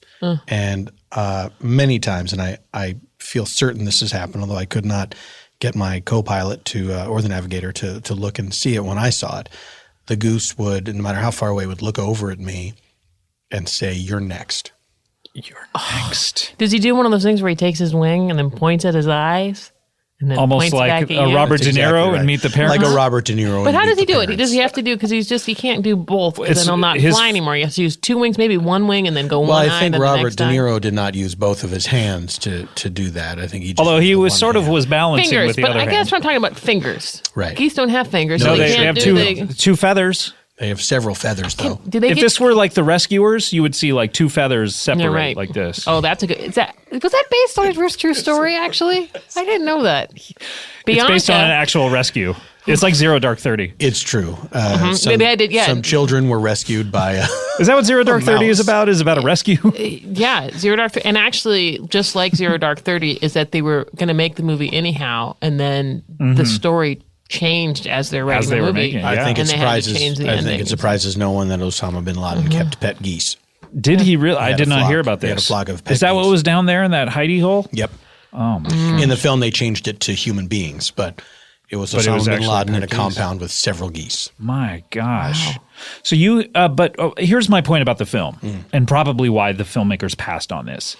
If this is a world where geese are literally speaking, that becomes a different tone of a film, right? That was their argument, yes. And I said, Did you well, argue about it? Yeah, I think that's been established. Okay. You raised your voice. Like I am right now. Is that what you I was think you're doing? Screaming and yelling just as I am. And forgive me for being so heated, but this was very important to me, and so I wanted the filmmakers to know this is what people need to see. And I started pounding on the desk like I am right now. You're barely touching it with your index finger. I said, people need to see the evil of these birds. Right. They need to know this is a threat that is ever present. It's out there, and we must take them down. And what did they say to you? They said this is supposed to be just a fun movie. And they pounded too. It's the same light effect. There was a sort of palms up kind of shrugging. I think they didn't quite know what to make of my righteous anger. Wow. I'm very sorry. I'm sorry the film didn't turn out the way that you wanted it to. It's still a wonderful film. I just wish there had been more emphasis on the evil of geese. Right. All right. Well, tell you what, we need to take a break. Sure. When we come back, I want to talk to you a little more about this film. It's a big hit, and we have the inspiration for it right here. Chesley is here with us, and Michelle Balloon as well. So why don't we come back in a second? We'll be right back. Comedy Bang Bang. We're back here with Michelle Balloon, who is used to speaking in a microphone for a living, and Chesley, I wanted to talk to you. That's what I do. Not afraid of nothing. And you're used to it. Not afraid of anything when I do it. You're either. used to Unlike doing some it for people. a living. No, nobody's making a movie about me. That's true. Here's what I wanted to ask you, Chesley. When you talk into a microphone, the captain's announcement, that's the captain's time to shine. That's right. Am I right? Yes. Is that what you look forward to? I used to love it. It was something, of course, that at first every captain is a little fearful the first time because it's your first time addressing the passengers, and you want to reassure them that everything is going to be okay. Wait, can I ask, why do captains and pilots all speak in that cadence where you pause and sort of your voice gets gravelly? This is your captain speaking. You know, that's a good question, and I'm happy to answer that. It's because we are scanning the skies for threats. I see. And head on a swivel constantly. There are many, many things in the sky that could cause more so than geese. Malfunction. Like what? There's other birds, ducks. Oh, any birds, sparrows. Do ducks fly that high? Well, we start on the ground, you know. So that really, you'll recall the story of Sully. It was in the first 5 minutes of the flight. I do remember that now. So really, anything that's on the ground as well could be a hazard. Ooh, things that jump, That's maybe true. Rocks. things that jump really high. Frogs. Yeah, pole vaulters. Basketball players. Sure.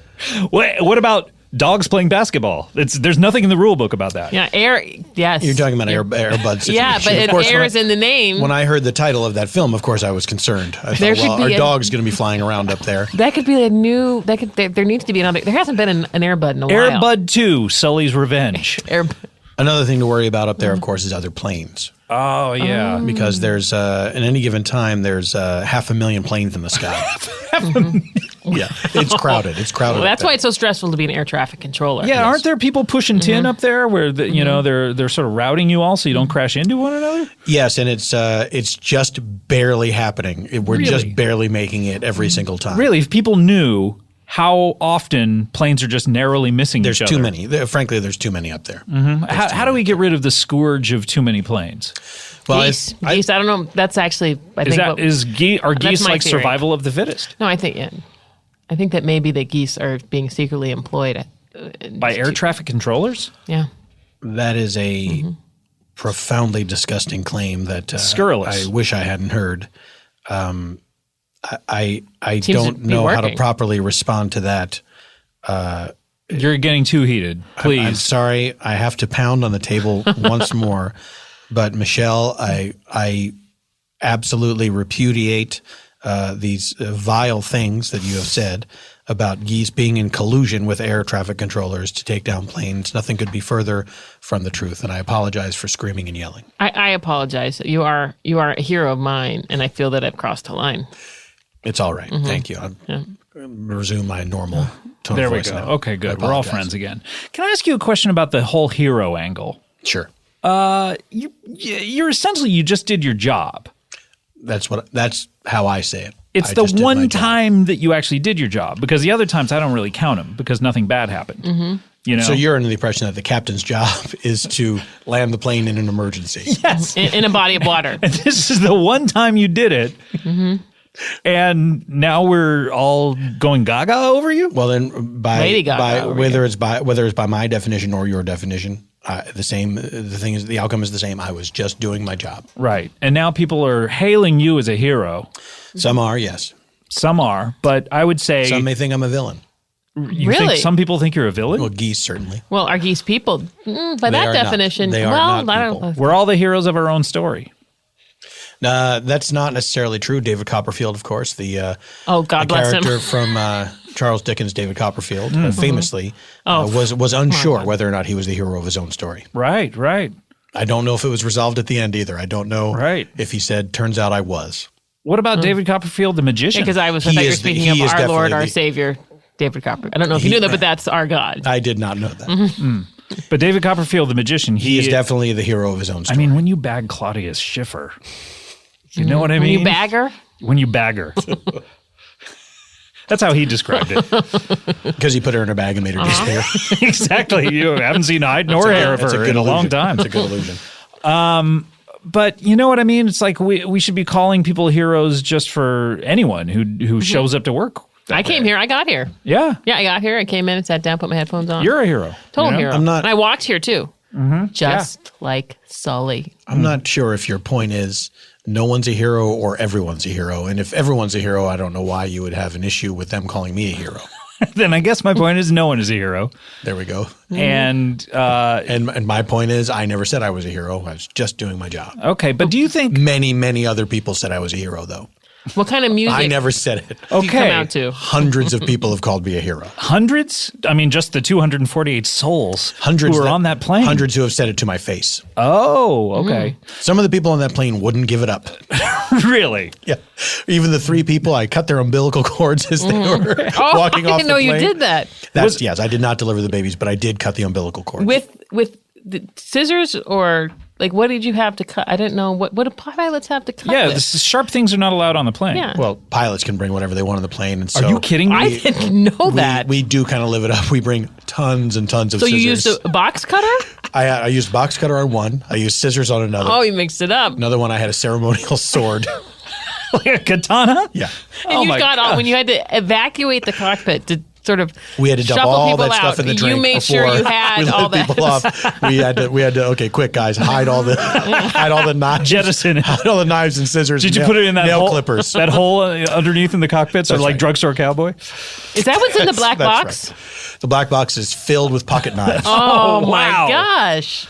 So people were not giving it up when they got off the plane. Was it sort of like when the captain stands there when people get off the plane? You don't Yes, want to look at that's him right. and like That's it's We yeah. say thank you. Uh-huh. And Some people that barely give you a little I eye remember contact. every single person. Every that single didn't- soul? Wow. that didn't say thank you back. Do you know their names? Some of them I do. I mean, I've kept every passenger manifest on every flight I've ever done. Oh, okay. So I could look it up if I wanted to. Where do you keep those? Yeah, I have a storage space. Okay. You should have brought some. $60 a month. It's not that bad. Oh, yeah. That doesn't sound that bad. Pretty big amount of space too. Sure, yeah. Well, that's an inexpensive hobby, I guess. That's right. Have you followed up with any of these people that you... 10 Any of these souls? 10. 10 people. souls? 10 people have been visited at their front door by Captain Chesley, Sully, Sullenberger. And my memo is always the same. I will knock on the door. They'll answer the door, and I'll say, thank you. Oh. And then I wait for them to piece it together. Has any of them, has anyone ever been able to step back from that? Has anyone picked it up and then recovered from that and actually thanked you then and then so you can slowly chip away at this list, which must be hard on you? One man was reduced to tears. It's like a My Name is Earl list or something. Oh, yeah. Oh, you should pitch Reduced that. to tears. That was the inspiration. was it Was the really? TV show My Name is Earl. It's like, what if I did another thing? Do you have a group of funny friends that goes along with you? They're all Scientologists. Okay. So one man was reduced to tears. He said, I'm sorry I didn't say thank you to you, Sully. Well, this is, of course, after I'd become well known. Sure, yeah. Wow. I heard, you know what? I heard one of the flight attendants talking. And by the way, flight attendants, they're like waitresses that you're legally not allowed to yell at. Right? Well, because you could be clapped in irons by the air marshal, and they can make your life a living hell. You know what I mean? But when you go to a restaurant, free reign. You can yell at them all you want. Of course, you can no one can scream throw at you. them. Yeah. No one can throw You can in get right in their jail. face, call them worthless Which is like 1 out of 10. times that you do it. Yeah. Yes. 1 out of 10 times you go to a restaurant, that's you end up doing that. But you're like, Good service is hard to come by these days. So, yes, usually out of 10 times you go to a restaurant, there'll be one time where you will be screaming in the face of the server. Hot Red coffee. face. Hot coffee. just You can't- losing your mind. Apoplectic, flecks of spittle forming in your mouth, where you are saying, I will make your life hell. Murder you and your family. So that's the experience we all have. But when you're up there in the How sky, dare you forget my second Diet Coke? And then they no ice. No ice. That's ridiculous.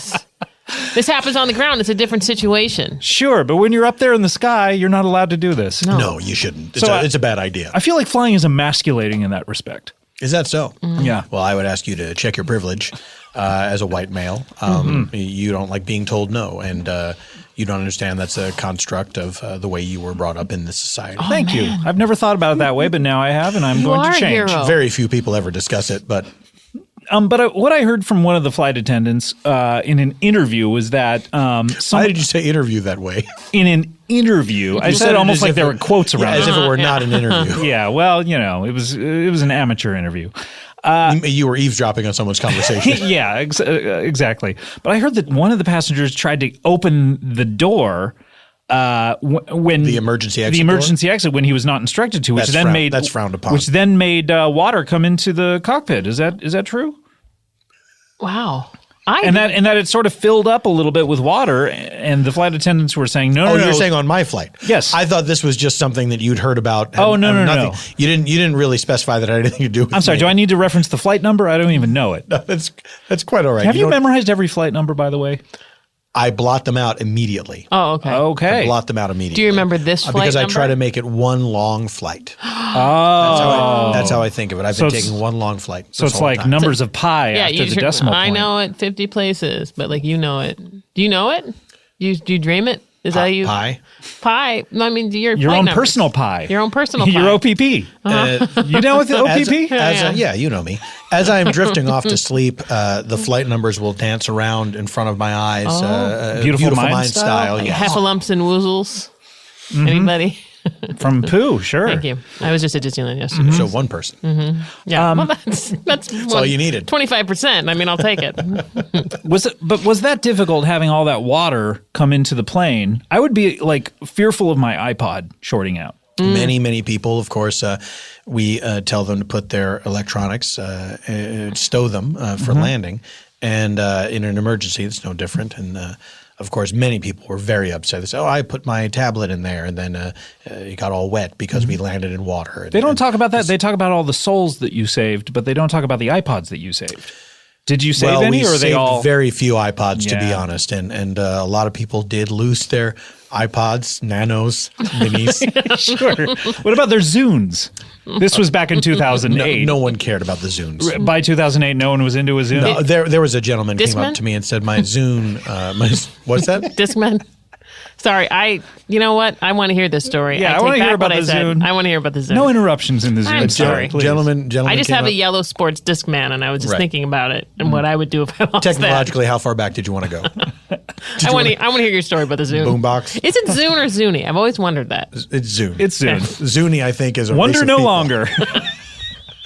Okay, please. Sorry, Chesley, please. Chesley. Captain.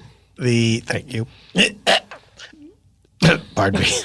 Did a goose fly into your throat? What happened? Oh, no. I feel as if I suffered a tiny throat goose attack. Bird strike. Don't think that geese are not right now working on miniaturization technology. Oh, and trying to fly into people's mouths? Exactly. Or ears. They want to sabotage our throats, the engines. Can you imagine if a goose flew into your ear and then disrupted your whole inner balance? Yes. And you just like fell to the ground going, a goose. Imagine it or dream about it every single night. Dealer's choice. So you go numbers and then geese flying into your ear, mini geese. The numbers is I'm drifting off to sleep, and then the geese nightmares come after that. All right, back to the Zune. Yes, Zune. A gentleman came up to me and said, "Excuse me, mister."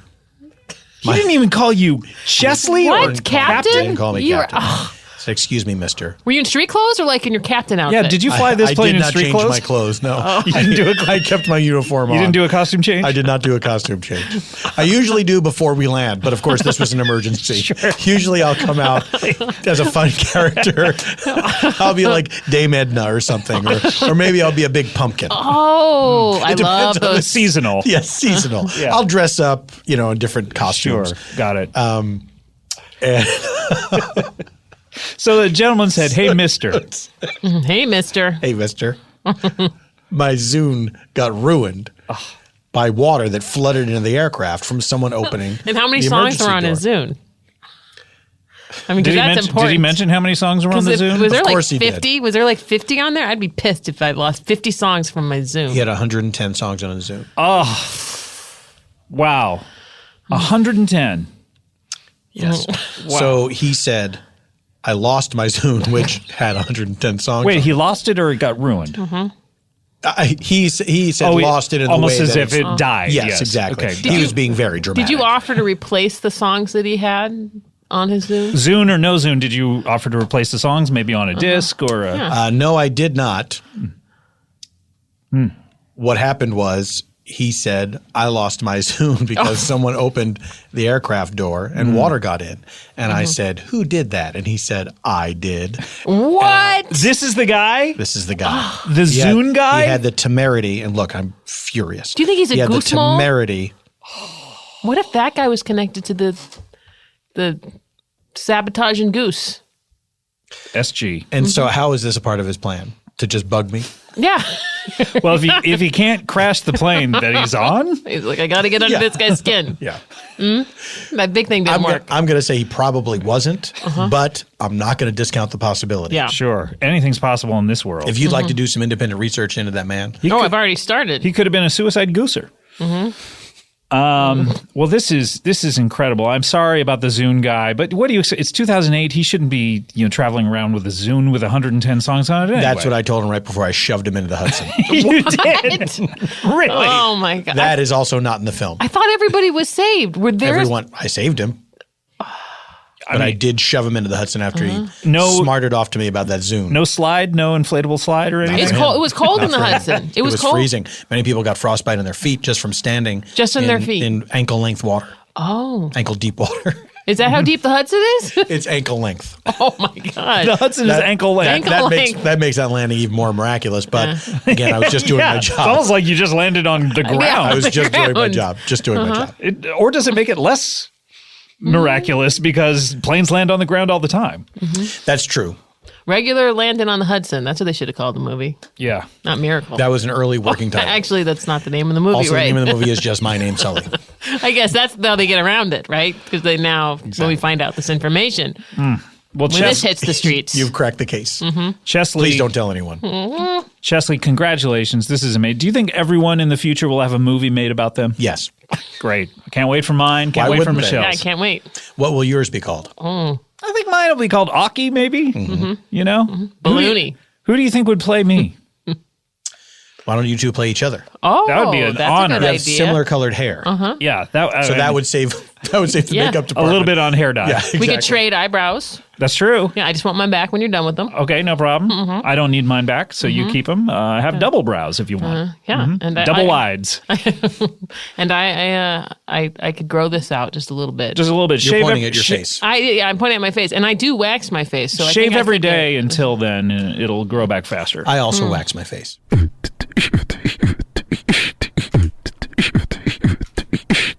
Chesley, what do you have to plug here? Well, the movie Sully is in theaters now. I urge you to go see it. Do you get money from that? Yes, I do. How much money do you get per ticket? I get $1,000 a ticket. The economics seem insane. Unprecedented deal.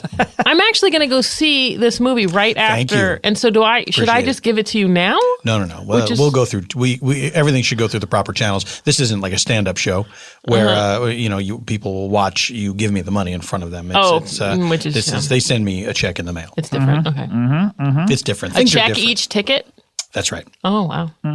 Which is that runs into a Seinfeldian like problem where I have to endorse all the checks. You a Seinfeld fan? And then isn't? you shirt? lick, Love it. and then you lick the No envelopes. soup for you. Great. What do you think of the finale? It was disappointing. Yeah, wasn't it? Yeah. It would have been a better half-hour episode. But of course, what episode could have really Lived up to the hype. Up to the hype. Of But at capping a off certain that point, don't you series. take the hype away and you just, artistically do what you're going to do and make it a satisfying episode? Well, I'm saying what episode could have been truly satisfying. Well, certainly not that one. Oh, so there's an answer to the question. Good. Okay. I'm glad we solved that mystery. Good. What else are you plugging? Have you plugged even one thing yet? I'm losing The track. movie. I plug the movie. You plugged the movie. What else? Anything else to plug? Flight. Just the power. Get up in a plane, fly around. Whose house are you going to visit next? Oh, let's see. I got the manifest here. All right. It looks like James Mathewson. Oh, James, look out. He's in the Prior Lake area of Minnesota. Oh, And you're going to walk there? I'm going to walk there. Got to get a move on.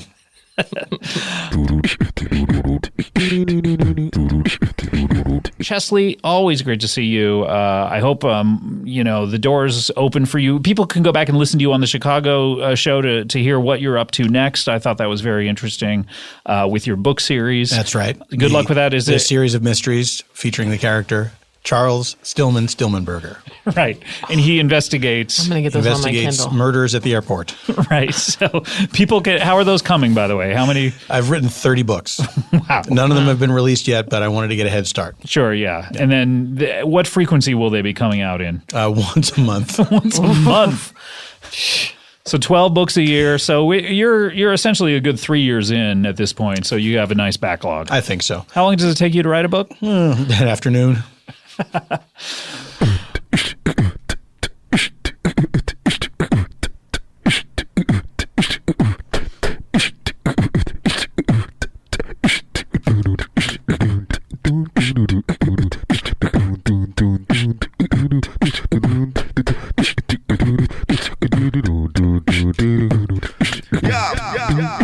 Comedy bang bang bang bang.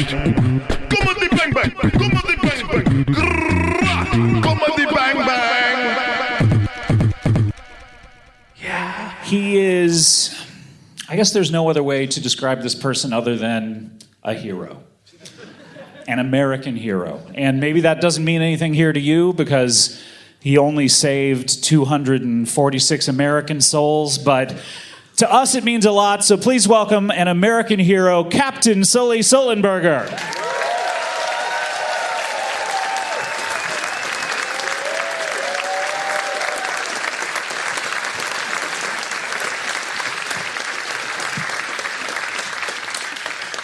Thank you very much. It's a pleasure to be here. Thank you, Scott, for having me on your program once again. Bringing a lot of heat to the stage. Well, this is what I sound like. Would it kill you? Have you ever, in a previous public appearance, have you ever jazzed it up a little bit? Well, I think the last time I was on your program, I was hollering and screaming to beat the band. I was getting very emphatic. You remember I was pounding on the table. You tapped it with your fingerprint once. If you'll recall, I did it several times in rapid succession, which is, for me, a great display of excitement. That's a lot like pounding your shoe on the table. I don't like to compare myself to Nikita Khrushchev, but... if you had to, though, what are the pros and cons? I would say, as shoe pounding is to Nikita Khrushchev, table tapping with an index finger is to me. In other respects, any differences, any similarities? I mean, I'm not really prepared. You're both organisms. Well, if you want to go that broad, then yes, we're both life forms on planet Earth, although he isn't anymore and I am, so I have that over him. So score 1 for Sully. He had many years before you, though. That's true. So if I were to look at his lifespan and compare it to my lifespan, I'm not sure if I'm beating him or not. I'd have to do the research on my own time. I certainly don't want to bore these people with looking up the birth and death dates of Nikita Khrushchev. I mean, if anyone wants to sing Look It Up, Scotty, I could give it a shot. It appears that no one does. Yeah, all right. Phone's going back in my pocket. Nope. Someone almost... No. I wouldn't even. All right. The people have sung. Can you hear the people sing? It's kind of a rude question, isn't it? Like, of course I can. Well, I take it to mean that it's loud. The person asking the question is astonished at the singing, and so they are checking with the person they're with to make sure that they are hearing the same thing that they're hearing. They're in disbelief? They think it's some sort of auditory hallucination? Well, I think a lot of times in moments of stress, we ask questions which seem like silly questions if you saw them written out after the fact, but in the moment you understand people are coming from an emotional place. This is a professional play, though. It shouldn't just be first thought that pops into the person's head. Like, let's make a song about the first thing he thinks of. Can you hear those people sing? Well, I think the idea of the play is that they're mimicking real life to a certain extent, and of course the exaggeration comes in the form of people bursting into song. So I feel dramatically they've covered their bases. Is that your favorite musical, by the way? Of course it is. What's your favorite part of it? Oh, Master of the House. Oh, yes. I'm a wacky guy. A very important song. Very important to the narrative. Very important. If that song were to be removed from the musical, people would be scratching their heads. The entire show would collapse. Sing a little bit of it, would you? Do you mind? Master of the House, walking all around. Sometimes I go up, then I go down. Here we are at the door. Open, walk right in. See all the people, and they like to see me grin. That's a good song. That's a great song. On second thought, I didn't like that song. Thinking about it now, is that even a song? That song's okay.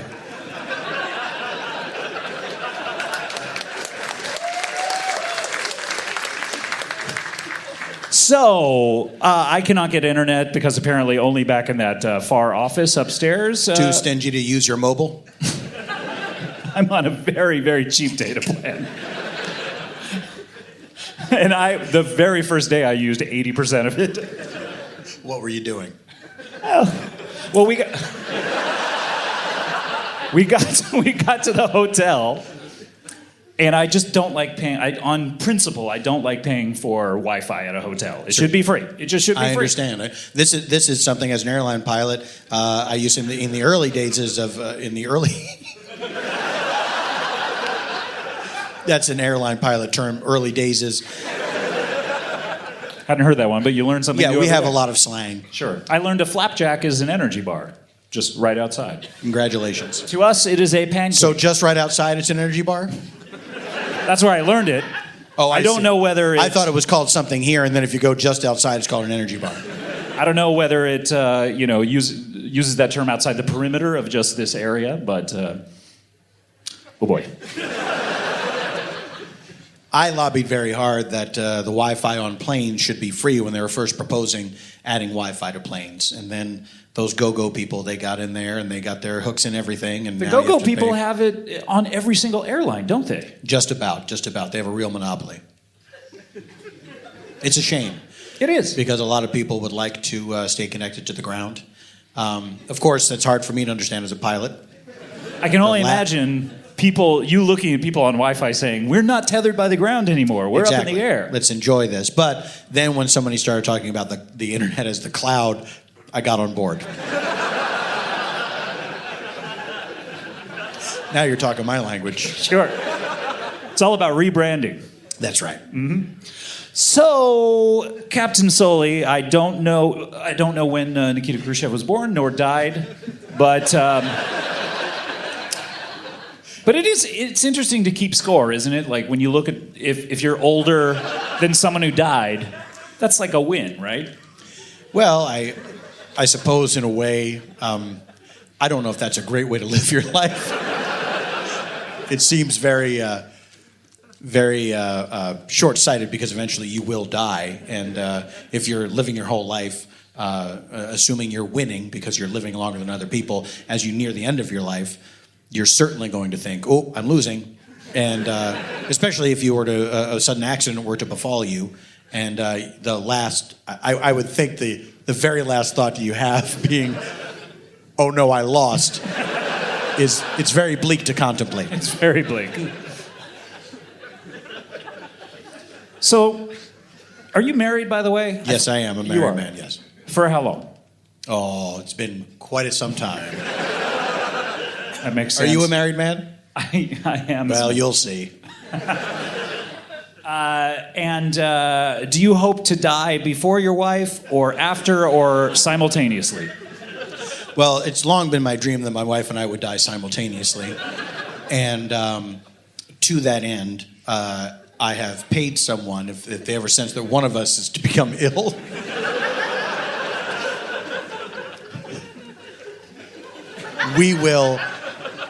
immediately leave our home and start traveling the world. And we've hired someone to hunt us down. And when we least expect it, to end both of our lives in a meaningful way. Are you going to try to leave clues, or cluedos, as they say, or are you... We will try to leave cluedos, little wrenches, little candlesticks, things like that. They'll be pointing in the direction of our next destination. When you think about it and think about the way you die, it seems very romantic to say, oh, I'd like to die up in the air while I'm flying. But that would mean that you did a poor job. Yes, that's why I've never thought that. You want to die down on the ground. My dream for a very long time was to die right after I'd completed a successful pinpoint routine landing on an airport runway. And at the point at which my heart fails, I would also have accidentally run over my wife with the plane. In the scenario, she comes to work to surprise me.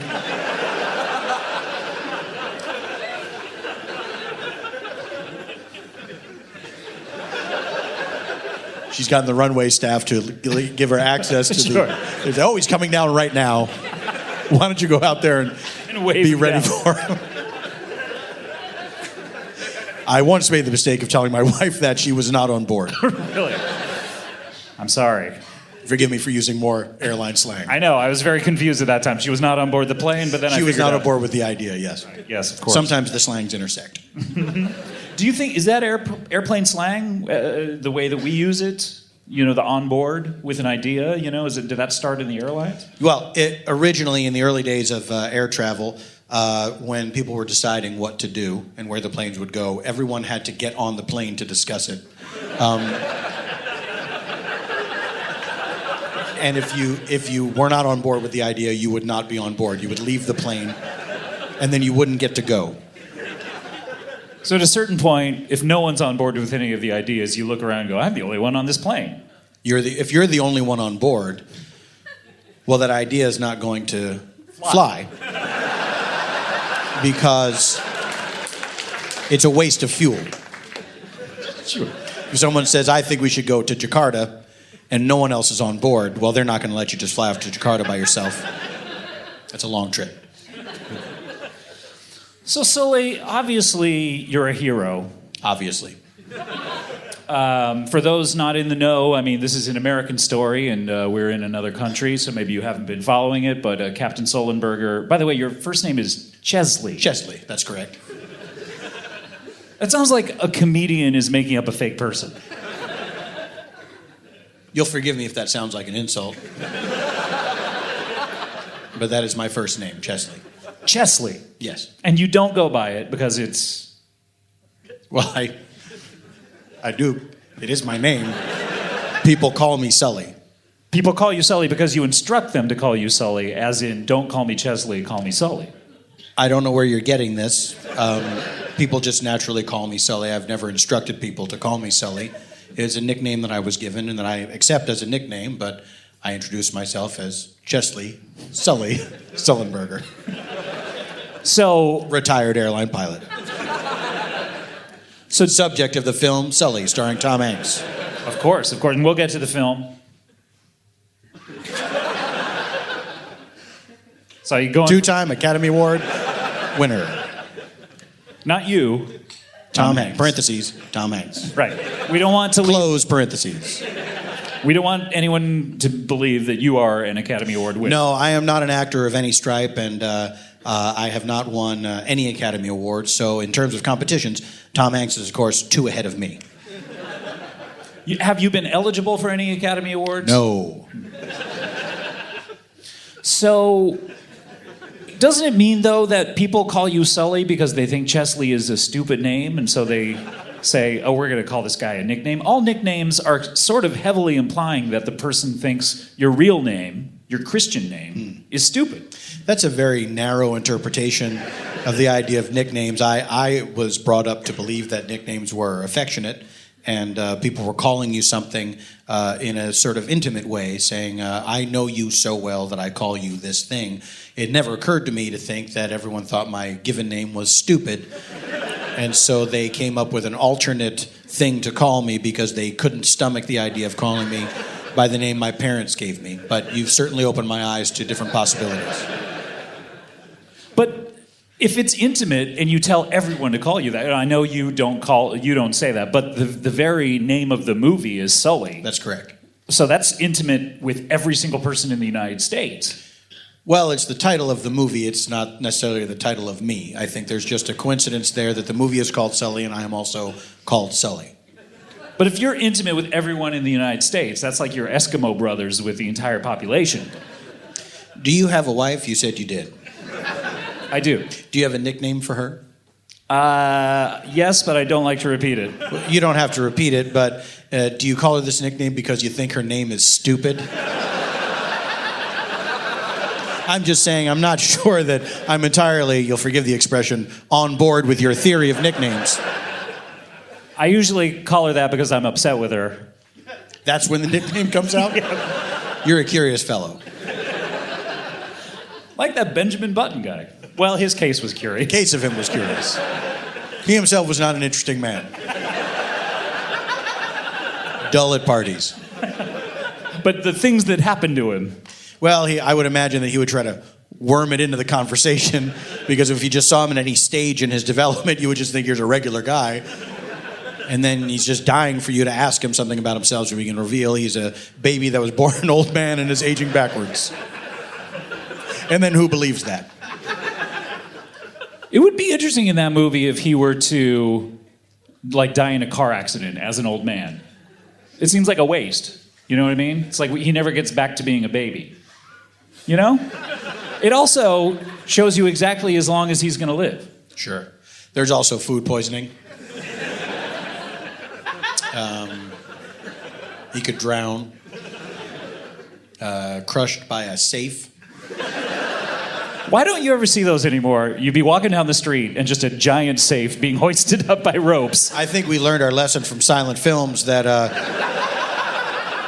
a lot of those early silent films were precautionary tales aimed at builders and laborers, saying don't take a huge pane of glass across the busy street. Don't deliver ice to a house that's way up on top of a hill. By the time you get there, it'll be a tiny ice cube. Don't hoist a piano into the air. You're just asking for trouble. That's a good song lyric. Don't hoist a piano into the air. You're asking for trouble.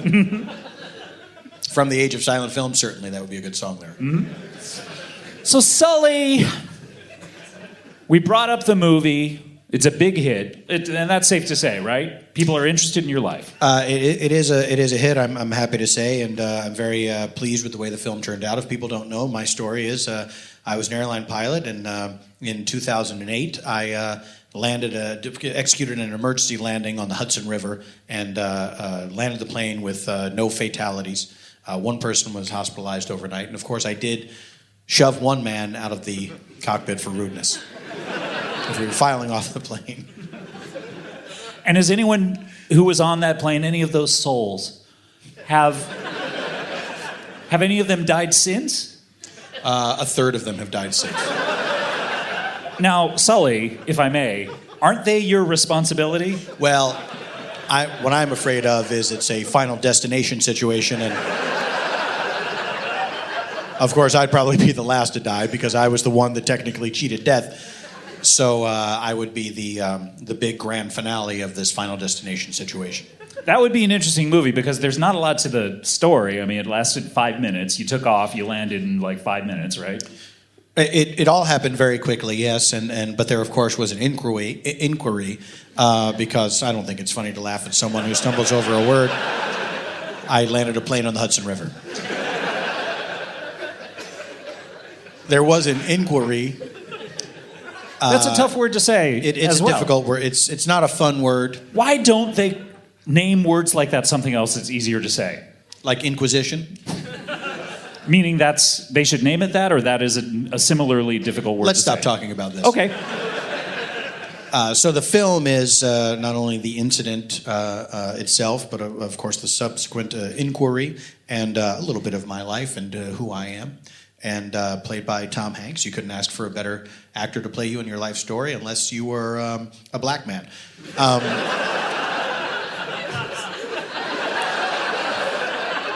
Then I think you should definitely ask, is there someone else? Maybe a black man. But one thing that is not covered in the film is what I'm doing. Is what I'm doing now, which is now that I'm retired from flying planes, I've taken up, and we talked about this briefly. In Chicago, In I Chicago, believe. yes. I've taken up writing, and I was about to embark on this career, and I'm proud to say that I've started my first novel. Congratulations! That's amazing. Thank you very much. So I'm a great admirer of the mystery writer Dick Francis, the author who may or may not be a horse. So you don't know this either? I don't know. I've just seen pictures. All of his stories take place around horses. And on the book jackets, there's always a picture of a man and a horse. It never says which one is Dick Francis. So I'm led to believe that it's possible that Dick Francis could indeed be a riding horse. Sometimes there will be a question mark superimposed over both of them. Like, we don't know. Yeah. Or they'll place the name in such a way, in a location that you're not sure, well, is that more on the guy or is it more on the horse? It could be a horse writing these books. Mm-hmm. They certainly have a lot to do with horses. Yeah, that's safe to say. A case could be made that it's a horse writing these books. Mm-hmm. So I'm writing a series of mysteries that are all set at the airport. They're murder mysteries set at various airports. There's many, many airports, thousands of airports worldwide. Mm-hmm. And, Can I ask you a question about airports? Did you see the debate last night between Hillary Clinton and the what's his name? Are you talking about Donald Trump? Yes, that guy. How is it possible for any human being to forget his name? He was talking about how our airports, it was a strange, curious subject for him to harp on. A Benjamin Button type subject. Sure.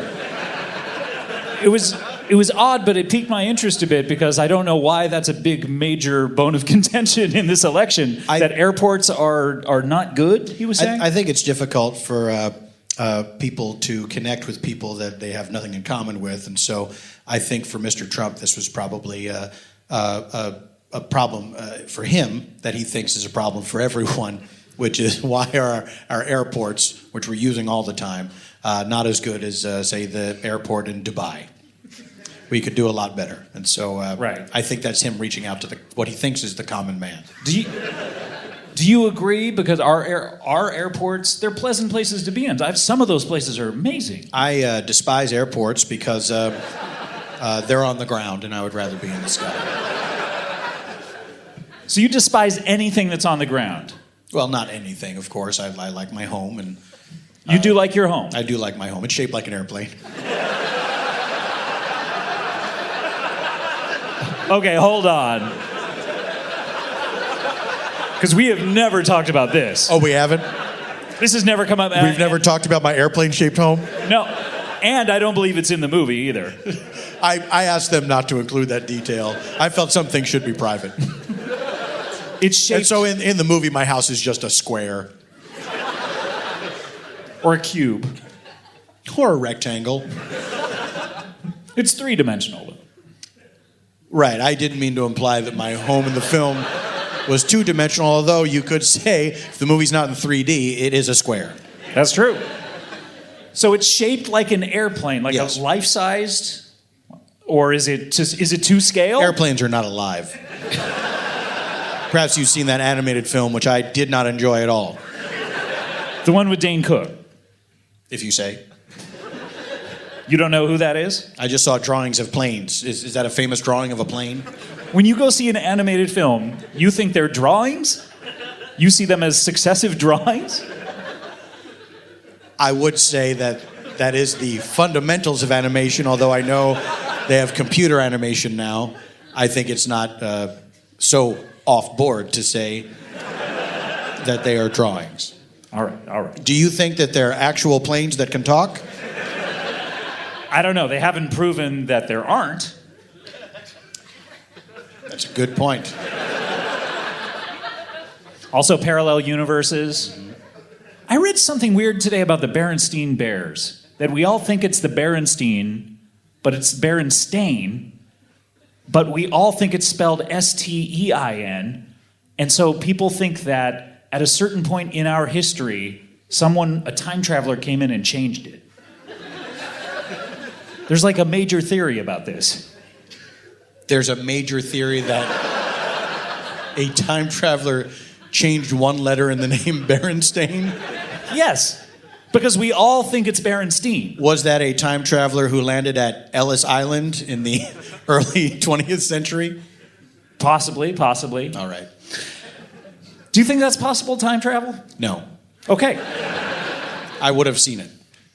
That's right, because you're up there. I've seen many strange things in the sky. What have you seen?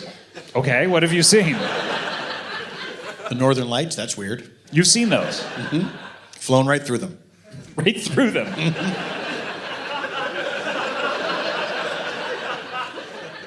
It's a trip, man. Ever go through that Bermuda Triangle? No. I wouldn't be here to talk about it. I've never flown over the Bermuda Triangle. I refuse to do it. That's like, I would think to a pilot, that would be like climbing Mount Everest. Like, I got through it.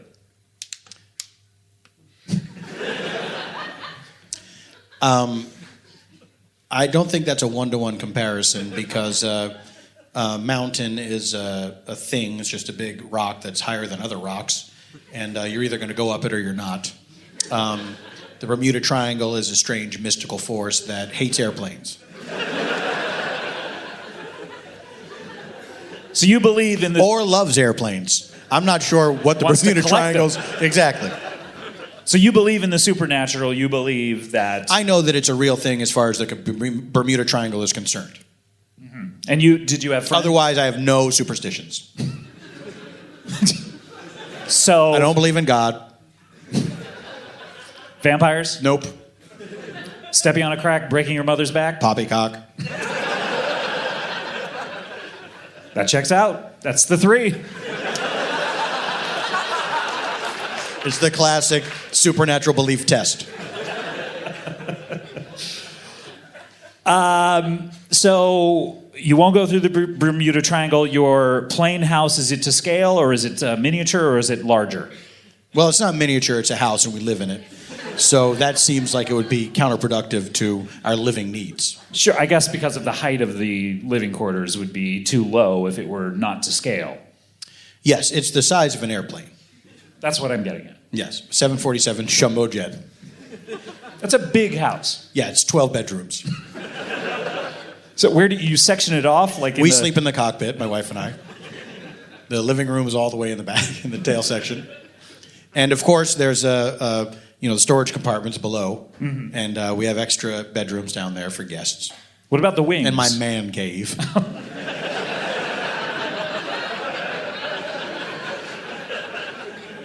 What do you do in your man cave? You watch sports, or what are you into? I watch sports. I watch manly movies, real He-Man action type stuff.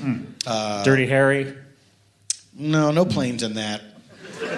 I should say they all involve planes. They all involve planes. Okay. I guess Airplane. Well, that's right there in the title. That's a comedy. I don't appreciate that, making fun of airplanes. They're not to be laughed at. They're an amazing invention and allow man to slip the surly bonds of earth and touch the face of God. What about airport? I mean, that must be a conundrum. That's a good one. That's a good one. But you hate airports, so they named it after the place you hate. Exactly, but it's none of it takes place in the airport. It's all up in the sky. The dum-dums down at the airport, they're the one that are trying to help the people in the sky. But of course, the people in the sky, they take care of it themselves. Right.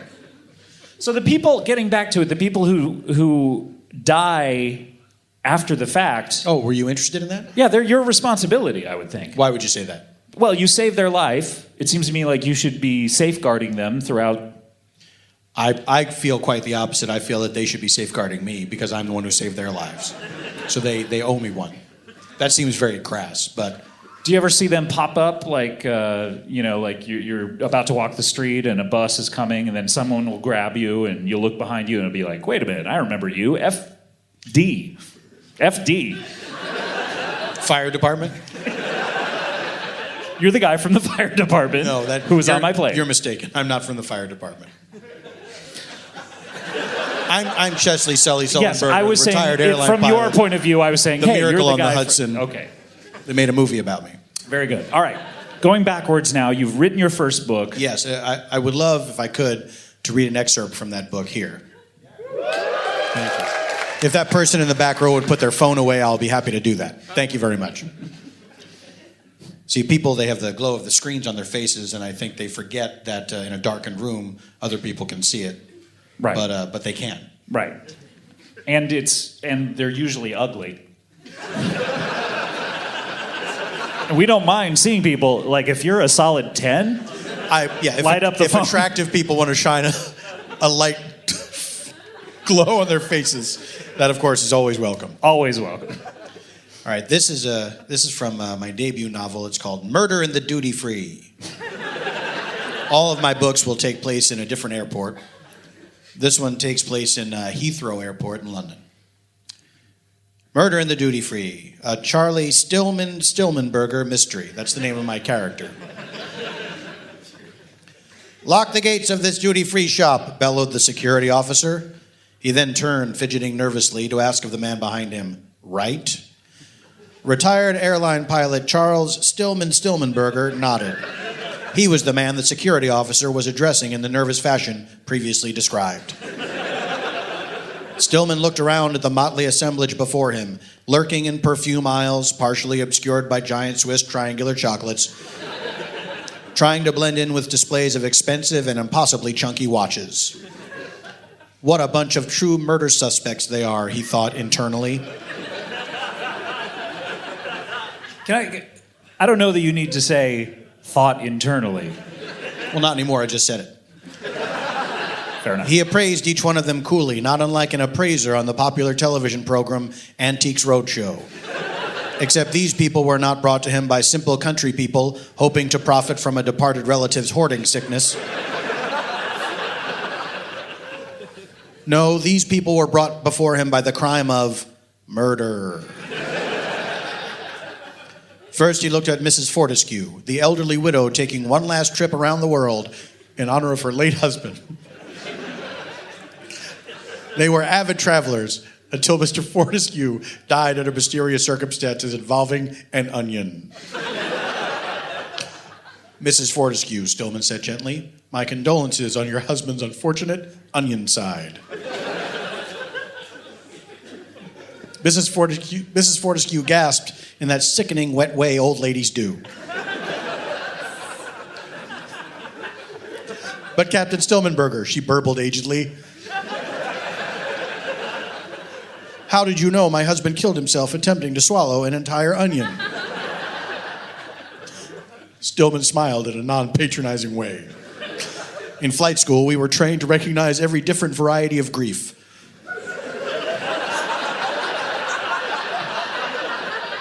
For the purposes of flight safety. Some griefs, like losing a spouse to a car crusher, can cause the sad person to rush the cockpit. But you're not going to hurt anyone. You're too busy fearing it was your fault your husband misjudged the width of his throat. The withered husk broke into tears. I was always complimenting him on his wide throat hole.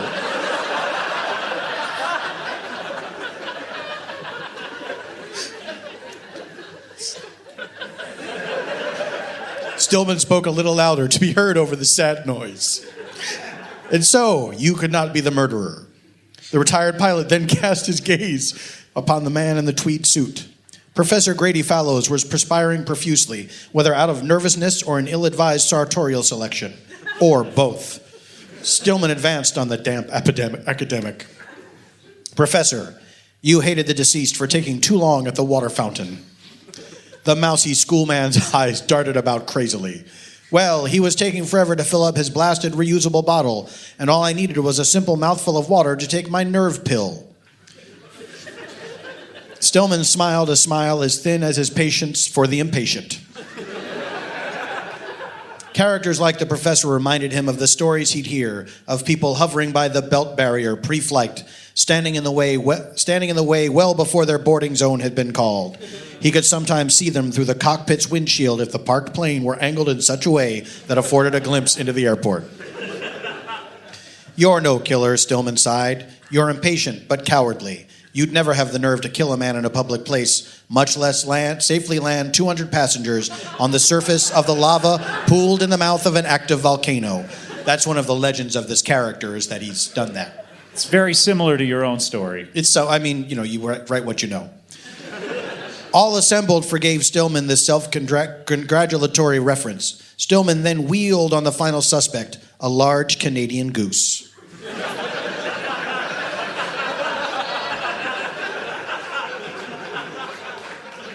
"J'accuse," Stillman barked, pointing a steady finger at the filthy creature. The guilty bird honked out some protestation of innocence in its offensively cacophonous tongue, but it was too late. The murder had been solved. Another case closed by retired airline pilot Charlie Stillman Stillmanberger, who was a hero pilot who now solved murders that take place exclusively in airports. Thank you.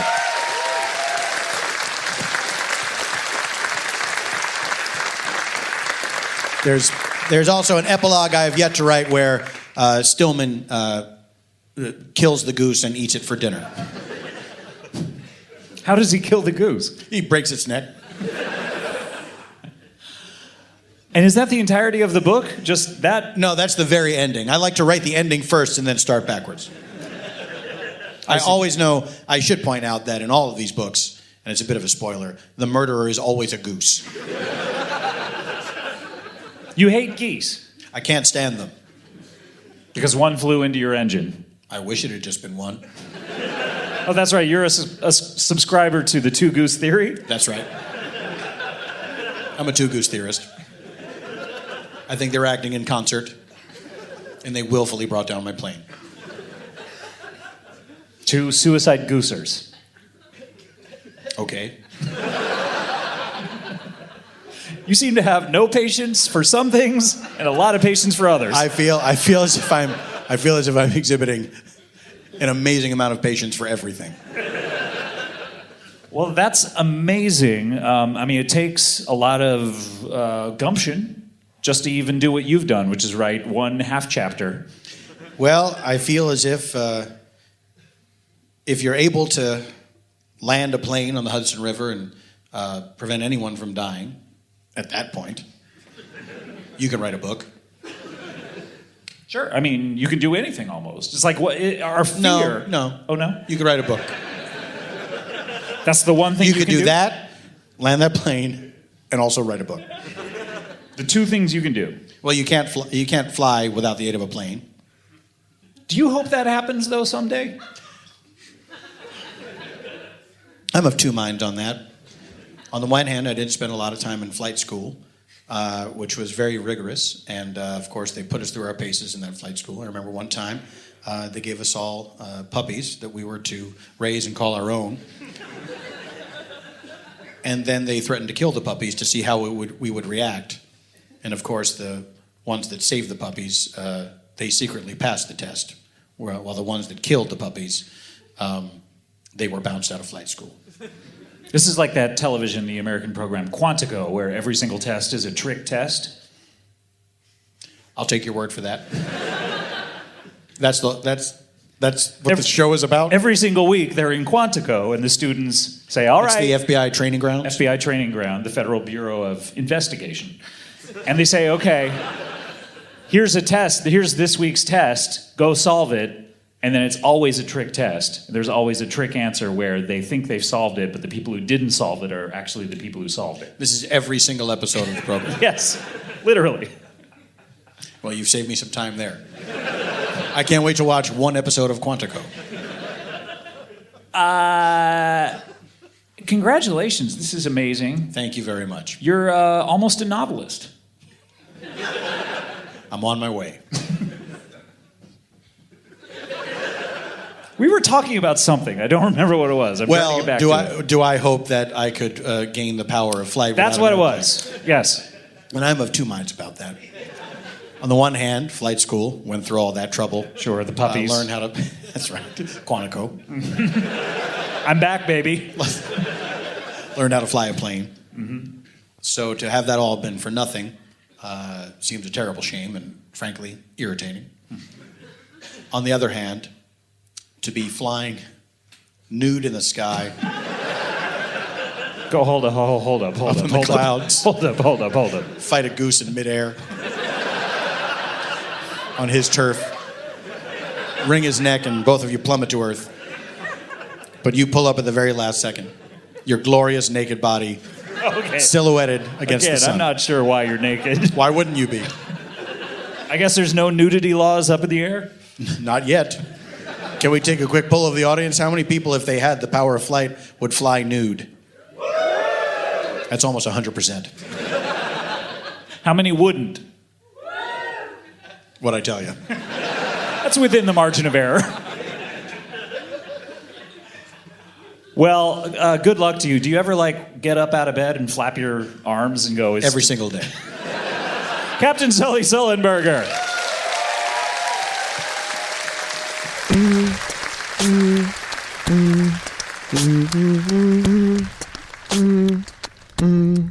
I like to play games on my Samsung phone. I play them in an airplane seat or when I'm at home. I hope it wasn't a Galaxy 7 Note because those are explosive on some planes. Are you enforcing that, by the way, out there on the planes? Sometimes, if I'm a passenger on a plane, I will walk up and down the aisles and demand that people show me their phones. And when they say, hey, I'm not showing a phone to the likes of you... Then I know it's a Galaxy 7 Note. Have you ever taken one from someone and opened the door and thrown it out? Every single time. Oh. Isn't that dangerous to open the door of the plane? I know what I'm doing. If you do it just right, there's a way to do it. There's a way to do it. It's very dramatic.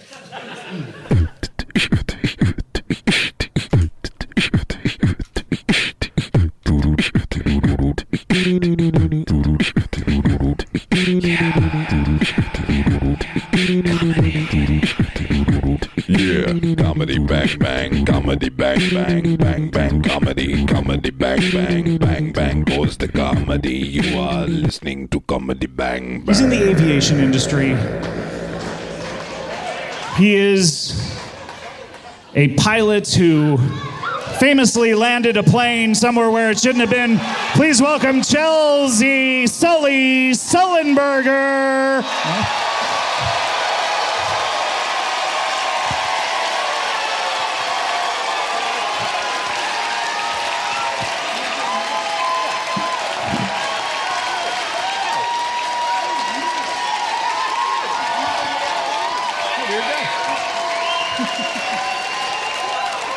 Chesley. Thank you. Thank you, Scott. Chesley is what I meant to say. What did you say earlier, Chelsea? Chelsea. I think I said Chelsea. That's all right. But you must be used to that. It's an unusual name, and of course, people have given many different variations on it, the most popular being Chelsea. What other variations are there? What are the unpopular ones? One time I got Chingle. In what situation did that happen? Was it getting coffee or? Yes, I was getting coffee at the airport, and I gave my name at the counter, of course, Chesley, and I stood there for quite a long time, almost missed a flight, waiting to hear my name called, and then somebody screamed, "Where the hell is Chingle?" And the gentleman behind the counter looked at me and said, "Chingle, come on, man. You're ruining my day." Ruining his day? He said I was ruining his day. Wow. You talk about walking through the airport and almost missing your flights. You must be a celebrity in the airports. You must be walking around giving like... Did you hear my Chingle story? So this was post... This is post the... This was post the Miracle on the Hudson. Miracle on the Hudson. Which I do not call a miracle. It was training and competency that landed that plane that day and saved all the souls inside. Yeah. Thank you. Thank you. Thank you. How many souls were inside? You know, I honestly can't remember. It was a full flight. So a lot of middle seats? A lot of middle seats. I always feel bad for them. You know, we have a little camera where we can see people get on the plane. You do? Yes. Like a candid camera? Like a ring Sort of, cam? yeah, like a ring cam, yeah. We watch the middle seat people and how unhappy they are. And my heart goes out to them, of course. I have the best seat on the plane, I like to say. Yeah. Or I did like to say I'm no longer an active airline pilot. Of course, I've retired. I did not know that. Yes. Why? Well, when they were going to make the movie Sully starring Tom Hanks, I thought I had a pretty good shot at the role, so I immediately retired. They did let me audition, and you can imagine how humiliating it was that I did not meet the criteria to portray myself on screen. I have to ask, should I call you Chesley or Sully is what you Everyone prefer? calls me Sully. Everyone that's calls fine. you Sully. Which Except for my mother. What does she call you? Jingle.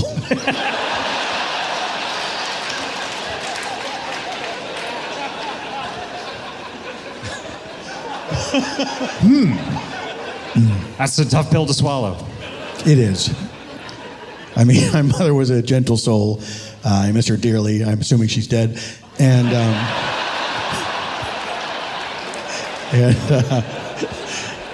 you know, to hear a barista yelling "Chingle, you're ruining everything," you know, that got me to the quick. What I have to ask Sully, what did you do for your audition? I prepared 2 monologues, a comedic and a dramatic. Did you do 16 bars of a song? Yes, I did. I sang "Oh, What a Beautiful Morning" from Oklahoma. Just in case that, you know, maybe it was a musical. They stopped me singing immediately. I opened with that, and they said that's not necessary. And then I did a monologue from Danny and the Deep Blue Sea, and for my comedic, I did, what did I do? I think it was most of an episode of Newhart. It's a long monologue. Yeah, I played all the characters. I mean, it wasn't the entire episode. Was it the beginning half or the back half? It was the beginning half. I hummed the theme song as well. I described the various things we were seeing as the theme song played. What were they? I don't remember. How did that go? Well, there's, of course, it took place at an inn in Vermont, and you would see, you know, the inn, you'd see beautiful footage of Vermont, B-roll, they call it. I learned that as I was struggling for the term. Someone mercifully told me, it's called B-roll. And then you see the stars of the show, Bob Newhart and Mary Fran. Peter Scolari. Well, he was later. Originally, it was Stephen Campman, but I decided to go with. He only lasted 1 season, I believe. So I decided to go with the more recognizable names: Peter Scolari, Julia Duffy, Tom Poston.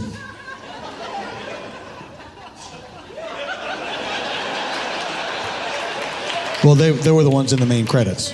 What about William Sanderson? I don't believe he was in the main credits. He was a frequent guest star, but he was not a series regular. Nor were his brothers Daryl and his other brother Daryl. That was my question, obviously. Obviously. So, how did you read you hadn't gotten the part? I was told immediately. Immediately? Yes. And I said, can I still do my Danny and the Deep Blue Sea? And the answer was? No. Oh. But my parking was validated, and I was given a free bottle of water. So all in all, not a bad day. It's interesting, when you park on the land, you need to get validated. But when you park on the sea, you're a hero.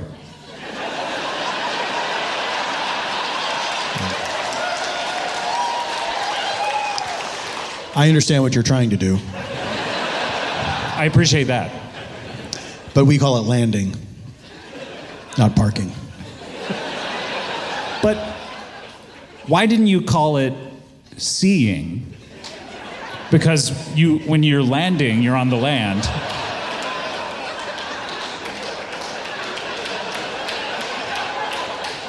Because we call it a water landing, and it's very unlikely. Not on that day. On that day, it was 100% certain. But you understand that when you take a flight, usually they'll say, in the unlikely event of a water landing, we don't call it a seeing. You know what I like is when you're watching the safety video. Mm-hmm. Which I hope you do intently. Oh, of course. Even if you're an experienced flyer. And the masks are falling down from the little compartment above you. They're dropping. They're not falling down. Well, it's on purpose. Gravity takes us all. Too true, Scott. So they're dropping down, and I assume this would be a very tense situation in the plane. It is. But in every safety video, everyone has to act like it's the most natural, fun thing to ever happen. That's to put everyone at ease. What's funny is the most tense thing that can happen during any flight is not for the mask, the oxygen mask to drop down. And a lot of people don't realize this. The most tense moment of any flight is when the instruction on the seatbelts is given and the phrase low and tight across your lap is uttered. It is unconsciously sexual, and everyone feels it. And there is a moment there where we decide whether or not we're going to continue with society or whether we will engage in a Caligula-like orgy on the plane. In all my experience, people have erred on the side of good. Never happened then, the Caligula style. I've heard tell of it happening, but that might just be flight school hijinks. So wow, you gave it all up. And then Tom Hanks. I mean, look, he's a great actor. He's won the Academy Award twice. A terrific actor, 2-time Academy Award winner, as you say. Has he been ever nominated again, or were people like, what the hell were we doing? I don't know. Yeah. Why would they be? You just conceded that he is a very good actor. I don't know why the Academy would suddenly say, what the hell were we doing? Don't you agree, though? I think it should be one and done when it comes to those kind of things. Yeah. Yes. Give some other people chances, because, That's right. You know what I mean? If everyone knew that Tom Hanks would never win another award, he would never get cast in anything, and maybe you could have been cast in that part. That's right. That's also why I've never landed another plane on the Hudson. Give somebody else a try. That day, let's talk about that day. That fateful day. That fateful day with all those souls on that plane. Hey, thanks for bringing it up. I never really get to talk about it.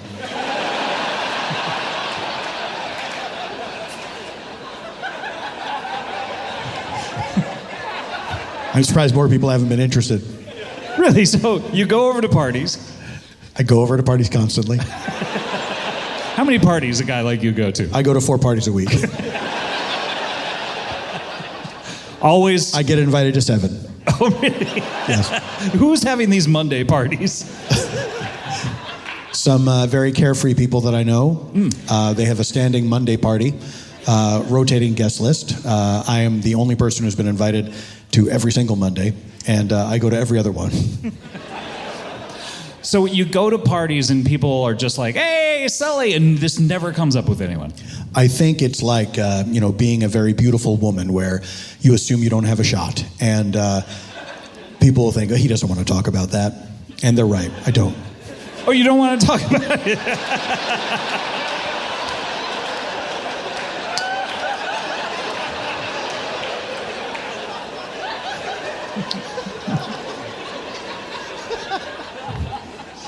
Well, I was watching that movie when it came out. I thought it was so interesting because the actual event only took place over the course of 17 minutes or so. Yes.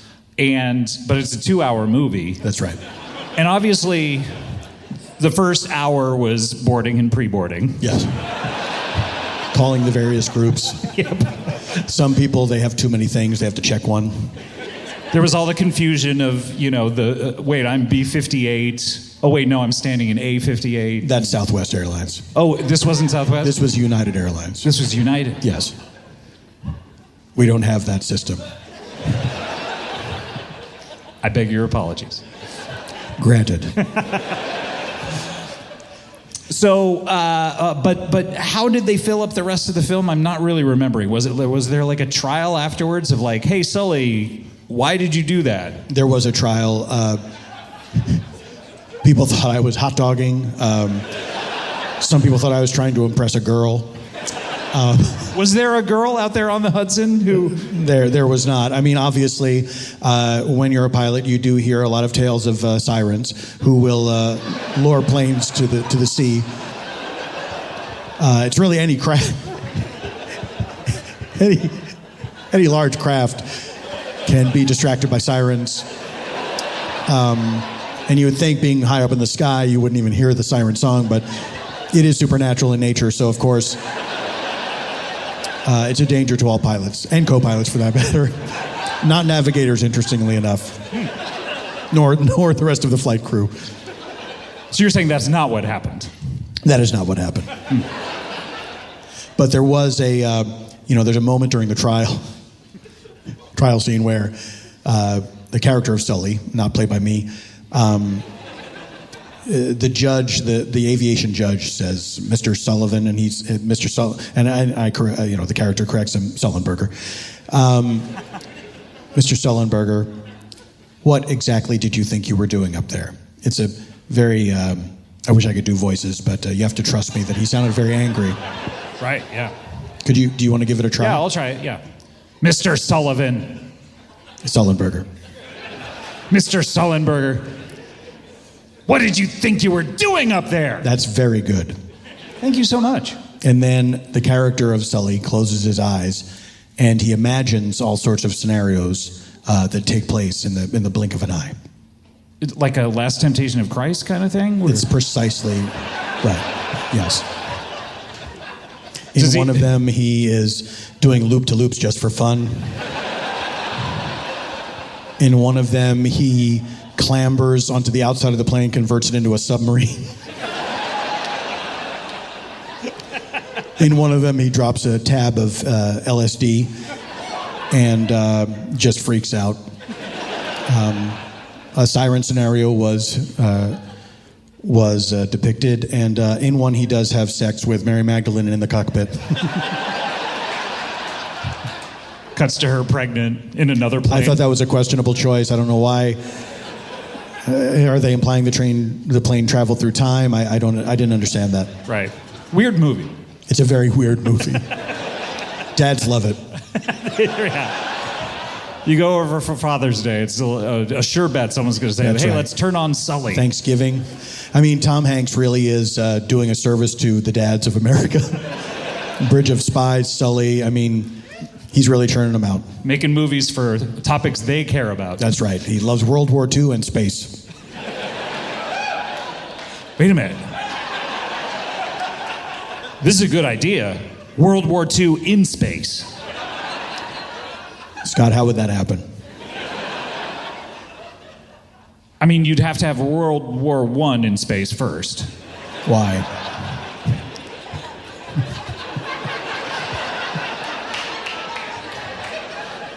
Do you think in World War II they retraced their steps from World War I? Fought in all the exact same places. Wouldn't that be cool, though, if, like, Nazis had, like, spaceships? Would that be cool?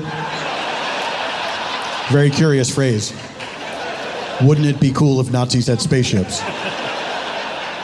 Has this show changed since the last time I was here?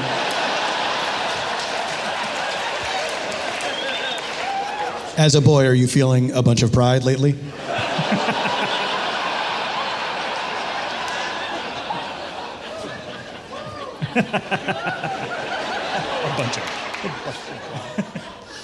I just think it would be cool if, like, you know, we don't really know where Hitler went to. We do. He went into the ground.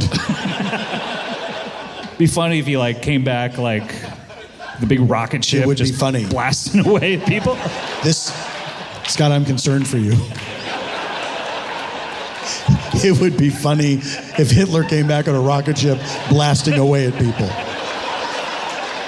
I beg of you to reconsider the thoughts that you're having. Think of the words that you're saying. It's an interesting visual. Do you understand the words that are coming out of your mouth? You have such an interesting, even-tempered voice. Thank you.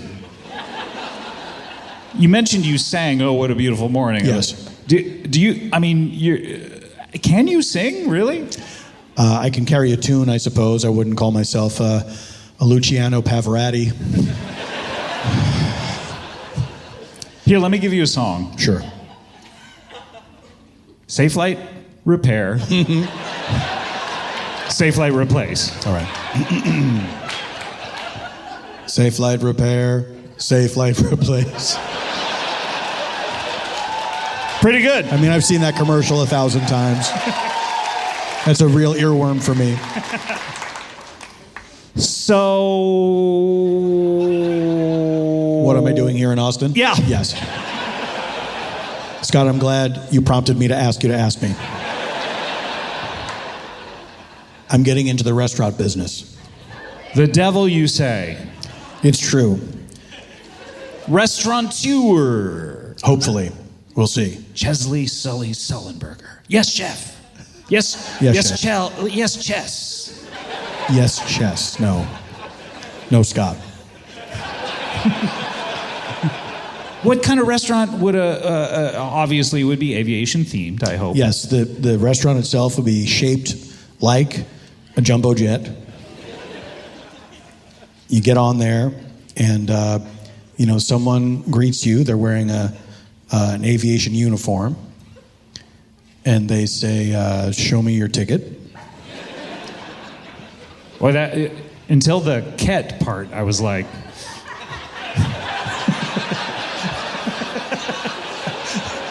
You were like, what? Just didn't know how that was going to go. It's a very brief window of time in which you could have that thought. It's almost like something out of the movie Sully. Yes. Chef. And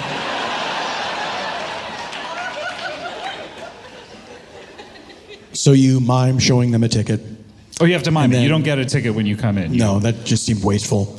It's a restaurant. Do people's mime skills have to be like at a certain level? Rudimentary, I would suppose. Okay. Basic. But you can't just go like this. You have to be using your thumb and. You have to pretend you're holding something. Yes. Right. Yeah. So basic mime skill. The gesture that you indicated is very hard to describe. It's just holding your splayed hand out and waving it in a circle. Yeah, that's not miming. That's what I'm saying. Yes. You won't just take anyone. I guess you have to. Your skill, your mime skill level depends on. Do you know what miming is? If someone were to do this, you would turn them away. With extreme prejudice. Okay. So they come in. They've shown this person the ticket. Yes. Then someone dressed as a what do they call them these days? It was a stewardess when I first started working as a pilot, and then it became flight attendant. Yes, sorry. So the flight attendant will show them to their table, which of course is 2 airline seats on the plane side by side, and the flight attendant will flip the trays down for them. From the chairs in front of them? Or yes, exactly. There are chairs from the chairs in front of them. We thought about doing first class seats, but we thought that's going to take up too much room and unnecessarily divide the diners, so they're all coach seats. How many seats does the restaurant have? Well, it's a jumbo, so it has 2 tiers. Really? Yes, and we can fit, I almost said comfortably, but we could fit 250 people. Wow. Yes. That's a big restaurant. It's a big restaurant. Well, I mean, there are restaurants that size, aren't there? That can fit 250 people. Well, if you look at a 4-top, that's 4 people, right? Correct. It's like 60 tables? 60 times 4 is 240. Yeah. 62 tables and a half. A 1-top? A 2-top. 2-top. I guess there are restaurants that big. I mean, in your plaza hotels and the like. Yes. So you're expecting a lot of business. Well, yes, because when they hear, they can always get a reservation. Walk-ins are welcome, naturally. You still have to mind the ticket, though. Right. And then the cuisine served will be, of course, airline food, which, for my money, is the best cuisine in the world. Do you guys get airline? I know you're not a pilot anymore, but when you were... I do have it delivered, though. Does the airplane land in front of your house? It's...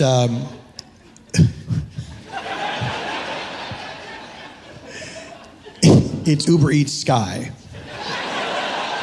And a little gyrocopter will... a guy in a gyrocopter will bring you food from the airplane. Gyrocopters are cute, aren't they? They're adorable. They're the most precious of the airworthy vehicles. They're so fun. They're like two big bug eyes. Yes. And like a big bug tail. I mean, they look like a bug. They look like bugs. Yeah. And of course, they couldn't be more lethal. If you fly in one for long enough, you are certain to die. Where do people top out? They're the motorcycles of the sky. But they're so cute. Motorcycles are not cute like the gyro. No, motorcycles are threatening, as are most land conveyances. As you know, I don't care for them. Cars, buses, trucks, jeeps. You know, we talked to your brother on the show a while back. I don't have a brother. Maybe he was from an alternate dimension. Bergie? Another dimension? Another dimension? Another dimension. Another dimension. Never mind. So, airline food... and served in airline portions. And, of course, the flight attendant, when the people are settled in their seat, the flight attendant will ask them, have you dined with us before? We do things a little differently here. You order off the menu and we bring you that thing. Right. Every other place is doing tapas these days. Yes. Small plates. Small plates. I get it. Great for sharing. Great for sharing. I'd recommend Bad for the you bill. eat 5 of these and 4 of these. Yeah. And they all cost the exact same thing as like when you go into a regular place. The thing about tapas that really bothers me is it forces you to be in the position of a weak and helpless child, asking, will this be enough? Will this be enough? And then the server is forced in a position of mommy saying, if you're hungry, we can give you more. It's very infantilizing, and you're not going to get that in my restaurant. Are there seats near the exits? There are seats near the exits, yes, always. Do you need a verbal yes that... Yes, we go through that whole thing. But the question is a little different. The flight attendant will ask, if you sit in this seat, do you agree to have a great time tonight? Does anyone ever say no? They do, but then the server says, come on, just play along. So, can I ask, what is this place called? Sully's Crash Pad. Now, I know what you're thinking. You know what I'm thinking? I debated using the word crash. Because that's not a word that I associate with Sully Sullenberger. No, and it's certainly not a word you want to associate with any pilot. But any landing that you can walk away from is a good landing. And the plane is permanently grounded. It's not a real plane anyway. So it's not. It's constructed to look like a plane, and also has a jet engine. And it could take off at any moment. So it is airworthy. It is airworthy, and there will be a flight crew in the cockpit of the restaurant. And if I give them the signal, they will begin taxiing and then take off. My dream is to have the restaurant situated on a very long strip of highway so that if they need to, they can take off. Why would they need to take off? Scott, there are some things I I'm not sure that I'm privy to tell you. Did that sound right, that sentence? No. I'm not privy to tell you. No, you're not allowed to. I'm not at liberty to divulge. That's what we're liberty, such a great word. Agreed. Do you know that song that has it in the Liberty, Liberty, Liberty? Oh, yeah, of course. I've seen that commercial a million times. Can't get it out of my head. Liberty, Liberty, Liberty. What about the guy going, Liberty, Bibberty? I forgot about him. You know who I like is that emu from the Liberty Mutual commercial. Although that other emu is trying to steal his thunder, the one that's always fucking with the camera. And Emmanuel. Yep. But I read recently there's another emu that saved someone's life. This is someone's Instagram story. I don't recall all the details, and I rather wish I hadn't brought it up.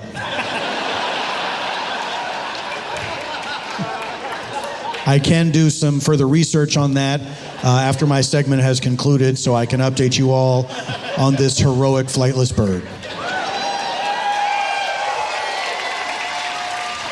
Obviously, flightless birds are my favorite because they will not interfere with the jet engines. Is it only because, obviously, famously, the one that got into your... Infamously, I beg your pardon, was the goose. The goose. The goose was loose. The goose was loose end into many, many pieces. The goose's structural integrity had completely broken down, courtesy of a jet engine, which it should have known better than to fly into. Unless, of course, it had a thirst for human death. But that goose was thwarted that day. Is it any small consolation that at least the goose is dead? Of course it is. But only the smallest of consolations because so many geese yet roam the earth. But with my restaurant, I aim to take that number down by a few. We are going to be the first exclusive goose restaurant. We will serve nothing but goose dishes. Goose every which way you can imagine. And whose responsibility is it to catch these geese? That's not something you can just go to the market and buy.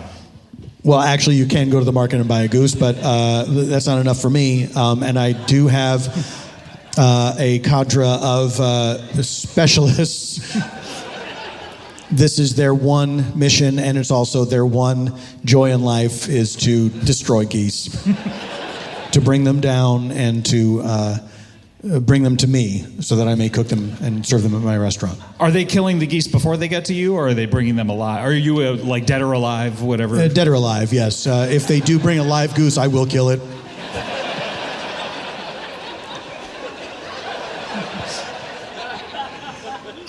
We will go into the octagon. It'll just be me and the goose. I will strip to the waist. The goose has a fair chance.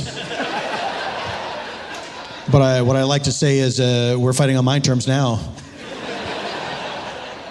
Couldn't the goose just fly away, or not in the octagon? No. There's a roof on it.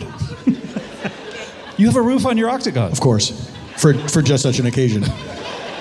Nice. It's a pretty nice octagon. Where'd you get it? Do you mind me asking? It was a prefab. It's one of those kits. Yeah. But the roof was my idea. Have you ever had goose chili? I can't say that I have. Come to Sully's Crash Pad. Have you ever had a PB&G?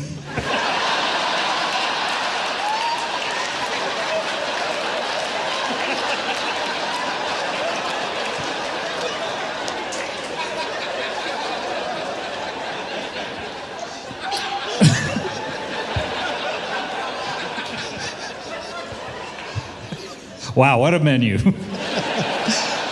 Basically, it's any food you can think of, but with goose. Yeah. Well, this is exciting. And when's the opening? The opening hopefully will be next month. I just need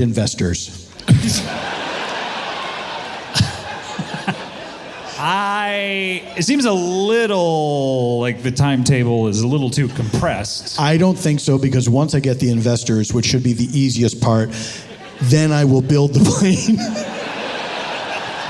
hire the staff, round up all the geese. Have you hired the staff of the Goose Killers? Oh, yes. That team is still working. Oh, yes. Yeah. Are they on your dime at this point? Yes, they are, and happily so. It is my great pleasure to know that there are geese being slaughtered. This time it's personal. It never wasn't, Scott.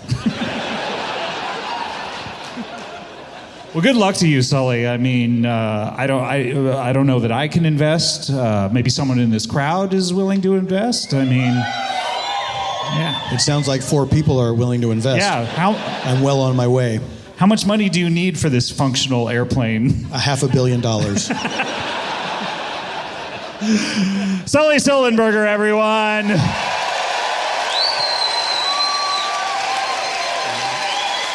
Sully Sullenberger.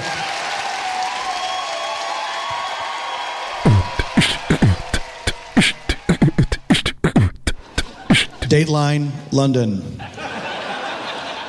England has 2 new unexpected celebrities, a 42-year-old chef and a massive emu, who inadvertently teamed up to help catch a driver who fled a crash scene after narrowly missing pedestrians and causing extensive damage. Dean Wade said he heard a loud screeching noise near his workplace in Wiltshire, southwest England, on Monday and raced out to see a Jeep careening before smashing into the front of an empty shop. In an interview with the Washington Post on Wednesday, Wade, who has been working at the Old Bell Hotel in Malmesbury for only 2 weeks, said he could see the driver, who appeared drunk, was getting ready to back away from the scene. A female passenger had left the vehicle. "There's no way you're going anywhere," Wade told the man, who he said was swaying and staggering all over the place. He said the man was determined to escape, heading off on foot, though unable to run fast due to his physical state. Wearing his slip-resistant rubber kitchen clogs and chef's overalls, Wade chased the driver for 15 to 20 minutes through bushes, allotments, and gardens before the pair ended up at an animal sanctuary. This was when the real confrontation began. "I could see this massive emu," Wade said. "I'm 6 foot tall, and it was bigger than me." Wade said he could tell the bird, which was surrounded by its offspring, was likely to spring into defense if anyone intruded on its enclosure. "Mate, don't go in there," Wade warned the man, who he said ignored his advice, replying, "I can fight crime." Sorry, I don't have my spectacles on. "I can fight emus." An even crazier thing to say. Before heading into the animal's pen, where he was repeatedly pecked. It was stabbing his body all over, Wade said, causing the man to curse and unsuccessfully attempt to kung fu kick the animal away. The bird kept stabbing at the driver, who eventually gave up, fled the pen, and headed toward a river, while Wade took the opportunity to flag down a nearby police car. There, the emu exits the story, and it stops being interesting to me. But I will say, one final note, is that the picture they use in the article is not the exact emu, but just a stock photo of an emu, and they note that underneath the picture. Wow.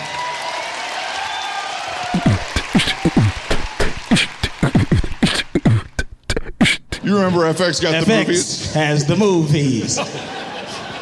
Okay. But I'm here in Austin. Arby's has the beef. They've got it. They've got the beef. How do you feel about Ving Rhames doing those commercials? I have mixed emotions. To Why? whom are you speaking? Is this a general question to the panel? Yeah. I know Sully has issues with Ving Rhames as far as your history together. Yes. He wanted you to throw the plane into the Hudson for a fee. Yes, he was still in character as Don King and was trying to get me to throw the flight, as it were.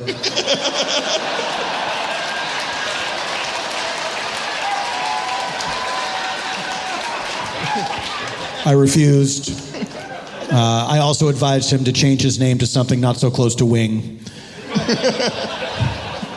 Because those are sacred, or? It was just an idle threat. He's a very big man. Is he tall? I don't know. He's wide. He's 4'10". Not a lot known about Ving Rhames. No, he remained shrouded in mystery. He doesn't even have his Emmy anymore. That's right. It was buried with Jack Lemmon. Yep. With Jack Lemmon? You heard me. Yeah, he famously gave it to Jack Lemmon. Oh, and then they who was there in the him. crowd, and then Jack Lemmon died immediately. In the audience. And then a seat filler, me, I do that sometimes, wasn't certain when Jack Lemmon was sitting dead in the audience, is this a seat I have to fill? So I dumped his body onto the ground. And this is the only part you remembered from that night? From which night? No. The seat filling situation?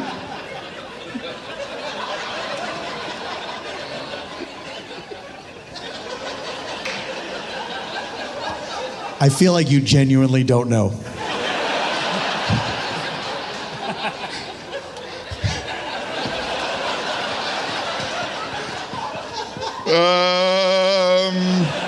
Was it 9/11 also? Pass. You can pass on Yeah, this I'm using show? one of my passes.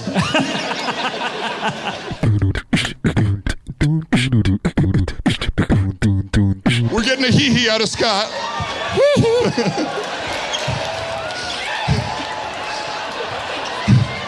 Now Scott is shamming on as he walks across the stage. And Scott and Sully are face to face with each other. But Scott might be Michael Jackson. He might be a Michael Jackson impersonator. He might be Scott Ackerman, who just saw a Michael Jackson music video and is excited. Let's see what happens. Would you like to shake my hand? I wish I could, but I'm a filthy goose. Sham on. And scene. Wow.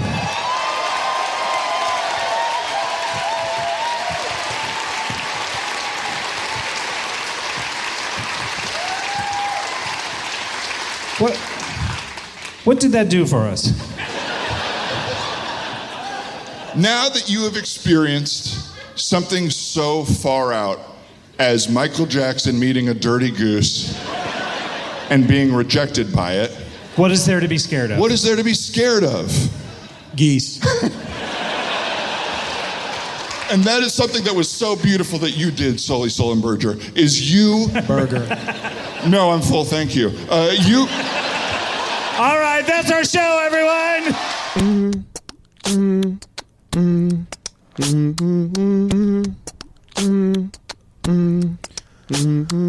Comedy, bang, bang, comedy, bang, bang, bang, bang, with a comedy edge. Comedy, bang, bang, bang, bang, bang, bang, bang, bang, bang, bang, bang, bang. You're listening now to comedy, bang, bang. This person had a movie made about his life. He's a fascinating individual. They call him the hero of the Hudson. Please welcome to the stage, Captain Sully Sullenberger.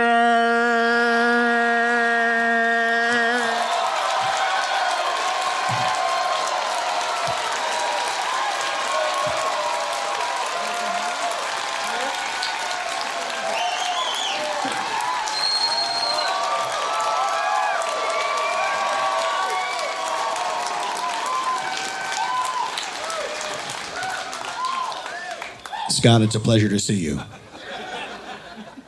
How have you been? I've been wonderful. Sully, can I call you Sully? Of course you can. I love that. You can also call me by my given name, Chesley. Chesley. Okay. No one ever calls me No one Chesley. ever, yeah, if I had a name like Chesley, I don't think I would ever ask anyone to call me that. Why is that? I mean, it's very close to like chesty, you know what I mean? Why is that bad? It's a word that, has fallen out of fashion. I don't know that we call anyone chesty these days, What if they are? I would probably keep it to myself. I would think it, not say it. Maybe you should keep more thoughts to yourself.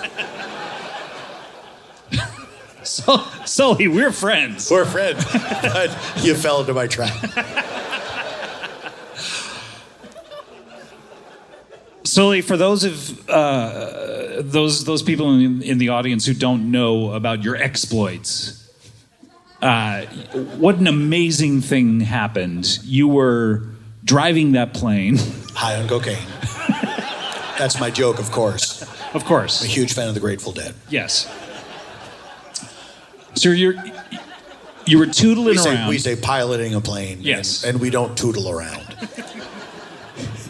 It was a commercial airliner with many, many souls aboard. How many souls were on board, do you recall? I've forgotten the number, but I know it's between 50 and 1,000. We kept in touch for a while after that, after the miracle on the Hudson. Were you on a text chain? We were on a massive text chain. It would be digging all day long. This, by the way, is the first dingless podcast. I don't know if you've ever been on a dingless podcast before. Thank you. Congratulations. Thank you so much. We finally got it dingless, and I do recall the last time I was on. It was dingful. It was dingful.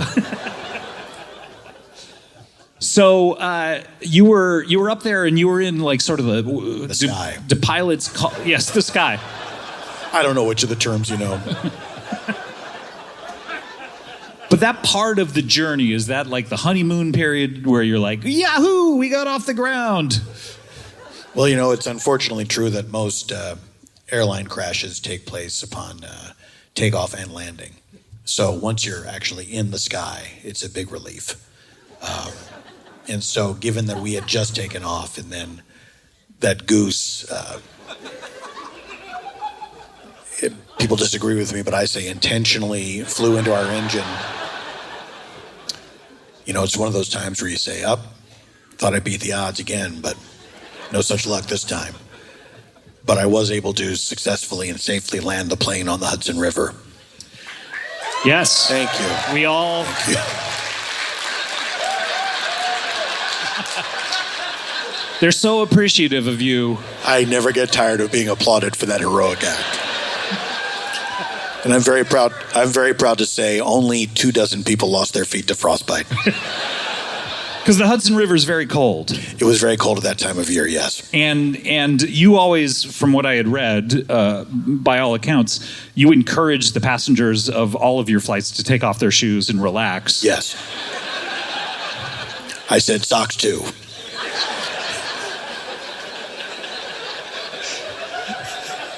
And a few dozen people took you up on this. I said, don't wait until we're in the air. As soon as you get settled in your kick off those socks and shoesies, and let's just make ourselves at home here. I came back to frostbite them. It's very true. Yeah. I didn't realize how many people would take me up on that. That was during a period where I was trying to be funny like the Southwest guys. So you're a hero of the Hudson moment. You were in the middle of your...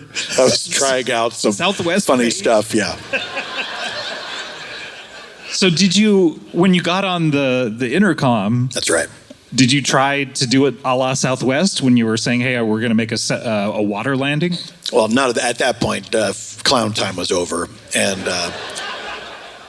But I did, from the moment people walked onto the aircraft until the moment that kamikaze goose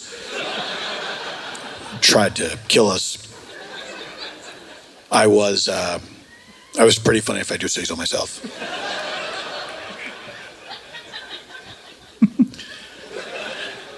So you feel this goose... I would say, welcome aboard.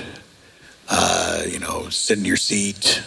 Overhead compartments are for your luggage and any crying babies. And then I would say, just kidding, of course. That I thought would be my catchphrase, just kidding, of course. I would say, pull the belt low and tight across your lap. Hey, is it getting warm in here or is it just me? Because, of course, it's a very sensuous phrase. It's the most sensuous phrase in all of air travel. I mean, just talking about laps is like... Low and tight. Would across your lap. Make me blush. Absolutely. Yeah. How long were you in this funny period? That was the first day. I have to ask.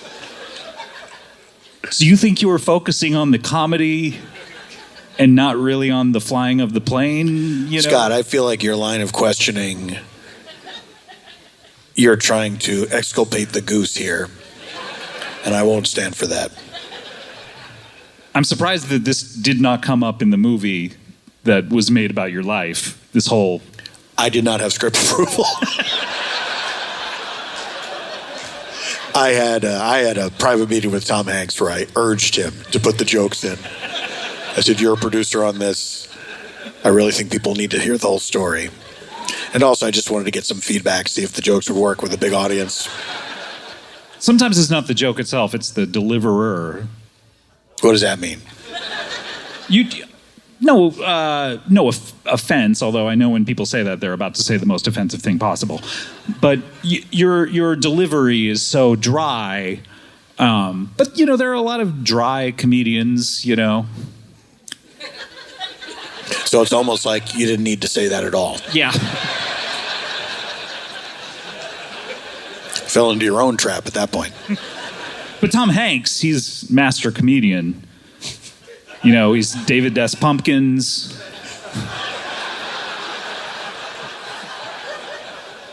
He could really sell it, I think, is what... Well, that's what I thought. But luckily, I was able to sell some of those jokes to the movie Flight. They're very subtle, but they're in there. Were they looped? Like when people's backs were turned, or? Yes. My mother's review of the movie Flight, did I ever tell you this? I don't believe you have, but I'd love to hear it. It was, I hated that movie. He just was such a terrible person. And I said, yeah, but he found Jesus and repented at the end. She goes, he couldn't have done that 5 minutes in?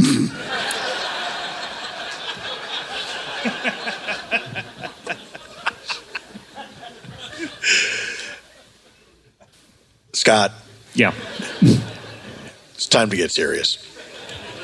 Okay. Enough talking about the goose and the flights where you saved all those souls. That's right. Well, unless you had some final questions about that. I think it's been covered, but... How long did it take you to get back in a plane after that? 45 minutes. Where did you fly after that? I had to take the plane back to the airport. If I were you, I would have just driven it. Tow it to the water's edge and then drive it down Fifth Avenue. Well, that's exactly what we did. And people thought it was a parade. Okay, now it's time to get serious. I know this is going to seem like a strange topic for me, someone who is most famously associated with the air. But I'd like to talk about the ocean. Okay. The ocean contains one of the other elements, water. So I have no idea where you're going with this. Almost all of Earth's water is contained by the ocean. Human beings as well. That's right. Mm-hmm. And ponds. Sorry. Streams. It's good you got that in there. Yep. Ponds. A pond, I think, is just a big puddle, isn't it, really? When you think about it. Yeah. A pond is a puddle. When... See you to the tune of Scrubs. A pond is a puddle. Da-da, da-da. Also known as a lake. Speaking of which, Carrie Lake. Is she here tonight? That's my friend. I'm a guy who doesn't know. What? No doubt you've heard about these horrifying coordinated attacks by killer whales. I have heard about these. These are the ones that are attacking luxury yachts, super yachts. That's right. A lot of fans of super yachts. I pegged this crowd for a super yacht owning crowd. And people believe that it started when, because orcas are very intelligent animals, and people believe it started when one orca was being attacked by a boat, and the other orcas came to the aid of their friend. And of course, the orcas talk to each other. They're notorious gossips. Always with the T. And from that moment on, there were many attacks on boats, unprovoked, by orcas. Well, Scott, I've learned something terrifying. They're working with the geese. Geese are, of course, technically waterfowl. And all it takes is a brief conversation between a killer whale and a goose.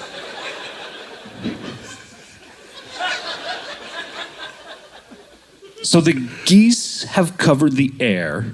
Yes. The orcas, the sea is their dominion. That's correct. This is terrible. Where can we go? We're going to have to stay on land. We'll be earthbound. I have bad news. Oh, no. Because the geese can travel between these two worlds, air, water, it's easy to forget.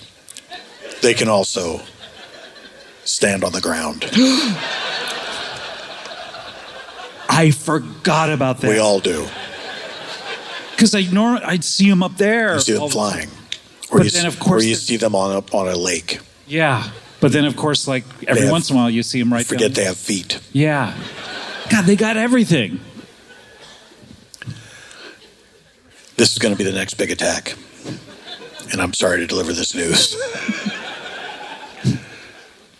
It's going to be koalas. No, not koalas. They're so cute. They're so cute. And they're going to use that as a weapon. They're going to get us all to hug them. And then they're going to give us chlamydia. They're riddled with it.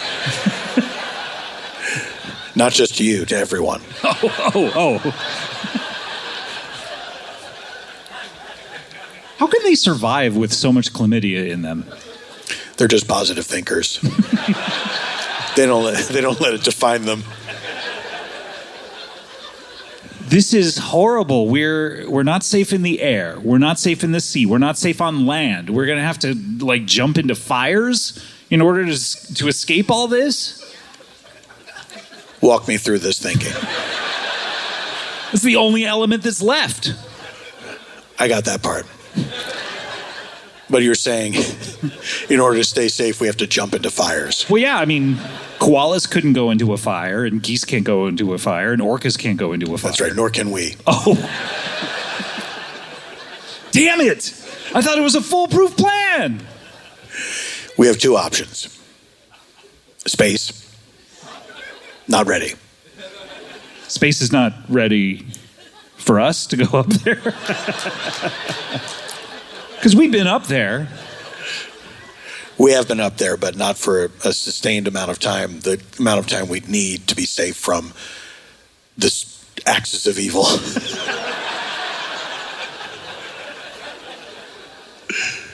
Or we will have to burrow under the earth.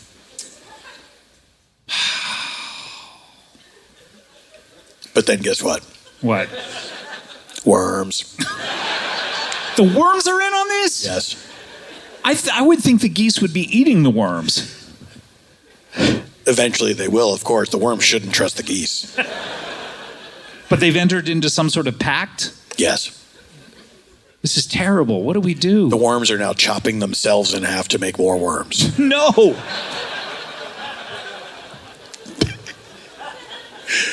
In addition to having tons of sex. They're trying to make as many worms as possible. Do worms have a lot of sex? The determined ones do. This is awful. I mean, I don't know what to do because, you know, there's only so many humans, but there's so many more, I think, orcas and geese and worms and koalas. I think we might outnumber orcas. I'm not sure.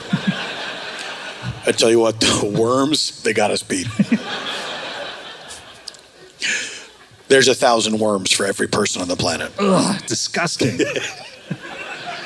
It brings me no joy to give you this news, and also I fear for my life because some whistleblowers have already been, shall we say, taken care of. Whistleblowers? Yes. About the upcoming dire news that you just let us know about? Yes. Who were these whistleblowers? They were SEALs. Who were trained to blow actual whistles.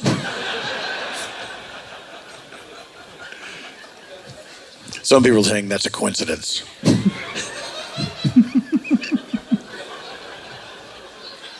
But you know what I say? Follow the worms. God, I don't know what to do. We need a hero, you know, like someone who's used to killing these types of animals. Because I don't know if I could kill a cute little worm. Let alone a koala? Oh. Do you know anyone who's ever killed any? Wait a minute. You killed that goose. I wish I could say that I'd killed that goose, Scott. But as I will tell you once again, for what feels like the 1 millionth time, the goose flew into the engine on purpose. It was not my design. But I am starting an OnlyFans where,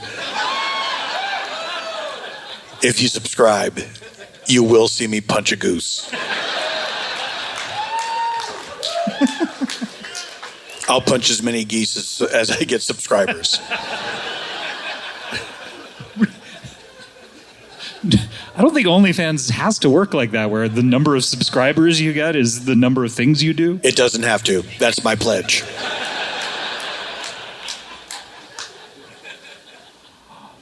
So what do we do? What do we do, Sully? This is, I mean, it seems insurmountable, this issue. Basically, we're going to have to get chlamydia ourselves, give it to each other the old-fashioned way. Then we recruit the koalas to join us. They can climb up in trees, get closer to geese. Sort of grab their feet as they fly by. We also have to talk to dolphins. Oh, man. I know. They're very intelligent creatures, and I think they could be swayed because they're fellow mammals. Other than that, I don't know. What about the bats? Maybe we could get the bats on our side? I don't know how bats got in there. I don't know. I'm just thinking about bats. Bats are very Why were you thinking about bats? I don't know. Just a big bat eating a goose just popped in my head. The image of it.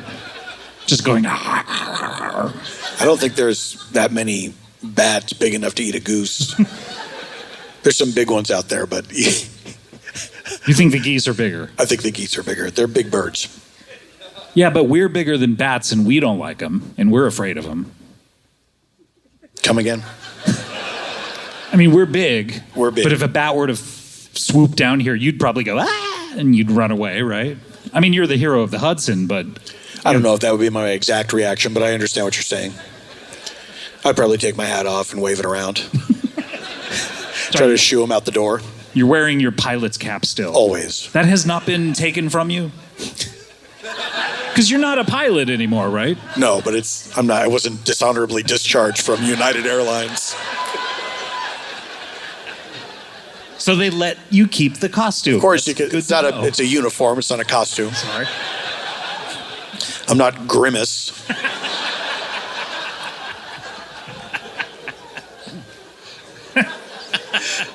Although I do understand if you retire from being Grimace, they do let you keep the Grimace costume. Really? Yes. Wow. Sometimes they have reunions. Grimace reunions. Yes. How many can fit in these places? Not that many if they're wearing the costumes. You could probably get in an American Legion Hall probably 50 Grimaces. We should say that on the sign. 50 max capacity, 50 Grimaces. Then, of course, there's an overflow section outside for the Grimaces who smoke.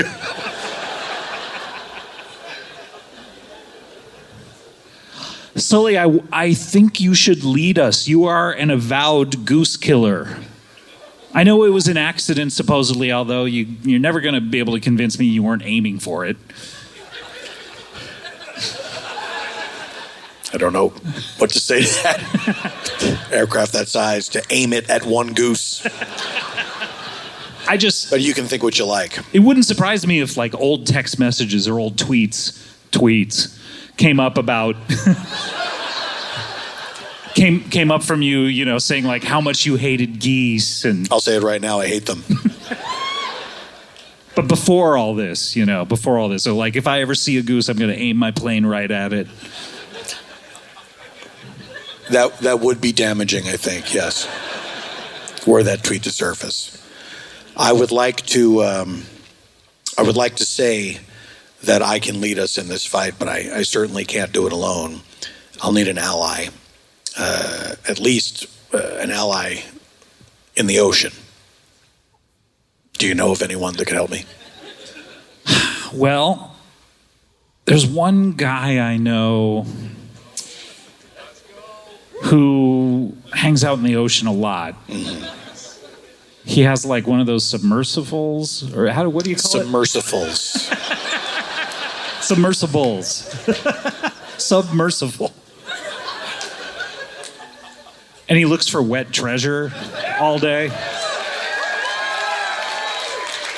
I could call him.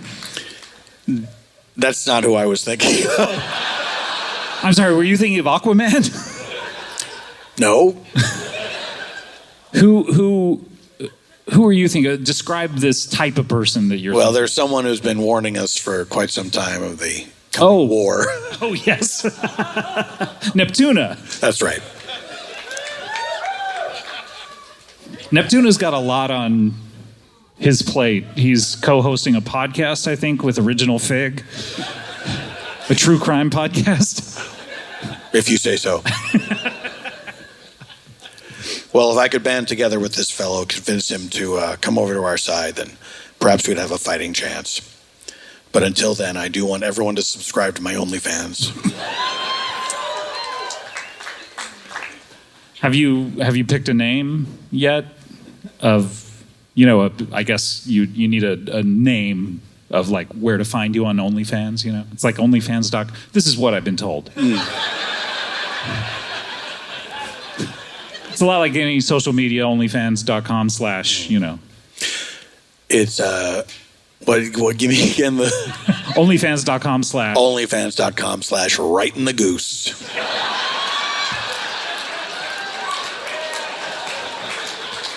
I feel that will accurately convey what people are going to see, me punching a goose. I can't say there's not going to be some confusion in the marketplace, but... But good luck to you. Captain Sully Sullenberger, everyone.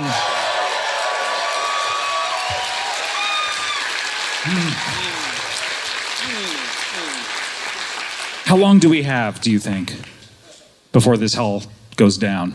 4 days. Why are we wasting time with this? We should be running around screaming. There's always time for that. What do you think of all these Boeing planes going down? What do you think I think about it? Well, they didn't have pilots like you. But here's the weird part. Like, they make they call it Boeing, which is so close to Boeing, which is like, if it crashes, it should just like Boeing. And I can't disagree. It's weird, right? It's weird. It's strange is all I'm saying. I've noticed something about you. Yeah. You're very obsessed with words that are almost other words. And you feel that should dictate. It's too close for comfort. You know what I mean? I think I do. Yeah. Well, we have another guest coming out. Good. This person's an educator. Have you, you obviously went to I've been to school. Yeah. How high up did you go? Do you have to go to like Pilot school? Plane school, yeah. Do you like go to do you have to go to college, or can you just like go straight from getting your GED into plane school? You could get your pilot's license as young as 8 years old, but you have to pass the tests. That's the hard part for the 8-year-olds. That's right. Because they're always thinking about candy. There's nothing in the rule book that says a pilot can't be a toddler, but they have to pass the test. And if they can do that, play ball.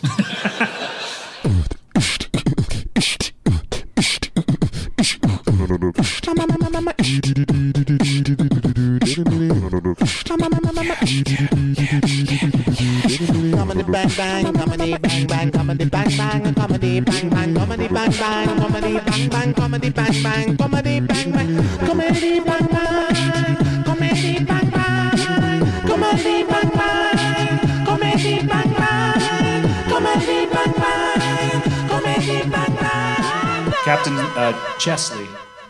Thank you very much, Scott. I accept that as proof that you do not despise my first name.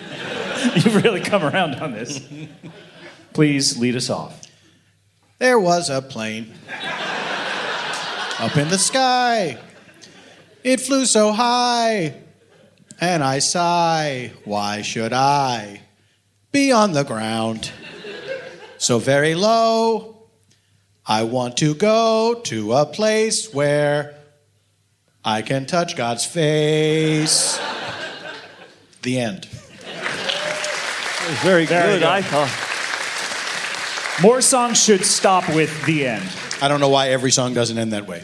I mean, books and movies do. Do you know there are some songs that fade out? Yeah. That seems like a cheat.